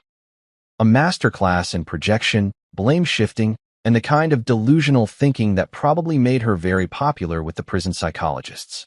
Adrian. It began because she'd never been one for traditional letter-writing courtesy. I hope you've had time to reflect on your role in what happened to our marriage. I know you always struggled with taking responsibility for your actions, but I hope this experience has taught you something about the consequences of vindictive behavior. I had to pause there to appreciate the sheer audacity. The woman who'd abandoned me on a highway, stolen $700,000, and celebrated both crimes on video, was lecturing me about vindictive behavior. It was like getting a fire safety lesson from an arsonist. She went on for 3 pages. 3 full pages of prison commissary paper filled with complaints about how unfair her sentence was, how I'd manipulated the legal system, and how she hoped someday I'd understand that everything she'd done was really my fault for being such a difficult husband. The level of self-delusion required to write that letter from a federal penitentiary was almost impressive in its consistency, but the closing line was what made it worth framing. I hope you learned your lesson. I read that sentence 5 times, each repetition more hilarious than the last. My lesson. As if the moral of this story was that I should have been more grateful for the privilege of being psychologically tortured and financially abused by someone who thought cruelty was a teaching tool, that I walked into the Northline Initiative office the next morning with the letter in my hand and a frame I'd picked up at the dollar store, right there on the wall next to our mission statement. To provide practical support, legal guidance, and emotional validation for individuals escaping financial coercion, psychological abuse, and social humiliation. I hung Myra's final masterpiece of narcissistic delusion. New office art? Quinn asked, reading over my shoulder. Educational material? I corrected. A reminder of what we're fighting against. The lesson Mira thought she was teaching had nothing to do with the lesson I actually learned. She thought leaving me 87 miles from home would break me down, make me more compliant, prove that she held all the power in our relationship. What she actually taught me was that cruelty, when documented properly, becomes evidence. That abusers always overplay their hand eventually. That having a plan and the patience to execute it beats having temporary power and the arrogance to abuse it. My real lesson wasn't obedience. It was clarity. For years, I'd made excuses for her behavior, convinced myself that her cruelty came from stress or insecurity or some fundamental flaw in my character that justified her treatment. That night on the highway, standing in the rain while she drove away laughing, I finally understood that some people are just broken in ways that can't be fixed, forgiven, or explained away. The afternoon was clear and warm when I decided to take a drive past that old mile marker where everything had changed. The roadside grass had grown back, covering the spot where I'd stood with my phone recording the sound of my marriage ending. The abandoned way station looked smaller than I remembered, less ominous now that it was just an empty building instead of a symbol of my powerlessness, that I pulled over and got out, standing in almost the exact spot where Rook had found me that night. No storm this time, no drama, just quiet afternoon sunlight and the distant sound of traffic that had somewhere important to be. I thought about the man who'd stood here 18 months ago, confused, hurt, still believing that love meant accepting whatever treatment someone decided you deserved. That man was gone, replaced by someone who understood that love without respect is just elaborate abuse, that kindness without boundaries is just enabling, and that sometimes the most loving thing you can do is refuse to participate in someone else's dysfunction. That I felt nothing standing there. No anger, no sadness, no lingering resentment. Just the kind of peace that comes from finally understanding that some chapters of your life end not with resolution, but with acceptance. Mira thought leaving me in this spot would teach me my place in the world. Instead, it taught me that I didn't have to have a place in her world at all. The drive back to town was quiet and easy, past familiar landmarks that felt like home again instead of crime scenes. The Northline Initiative was hosting a support group that evening. 8 people who'd found the courage to document their abuse and the strength to escape it. Each of them had their own version of a highway moment, their own realization that they deserved better than the treatment they'd been accepting. Mira had been wrong about almost everything, but she'd gotten one thing right. I had learned my lesson. Just not the one she thought she was teaching. My lesson was simple. The man she tried to drown in that storm had learned to be the shelter, and that, it turned out, was the only lesson that mattered.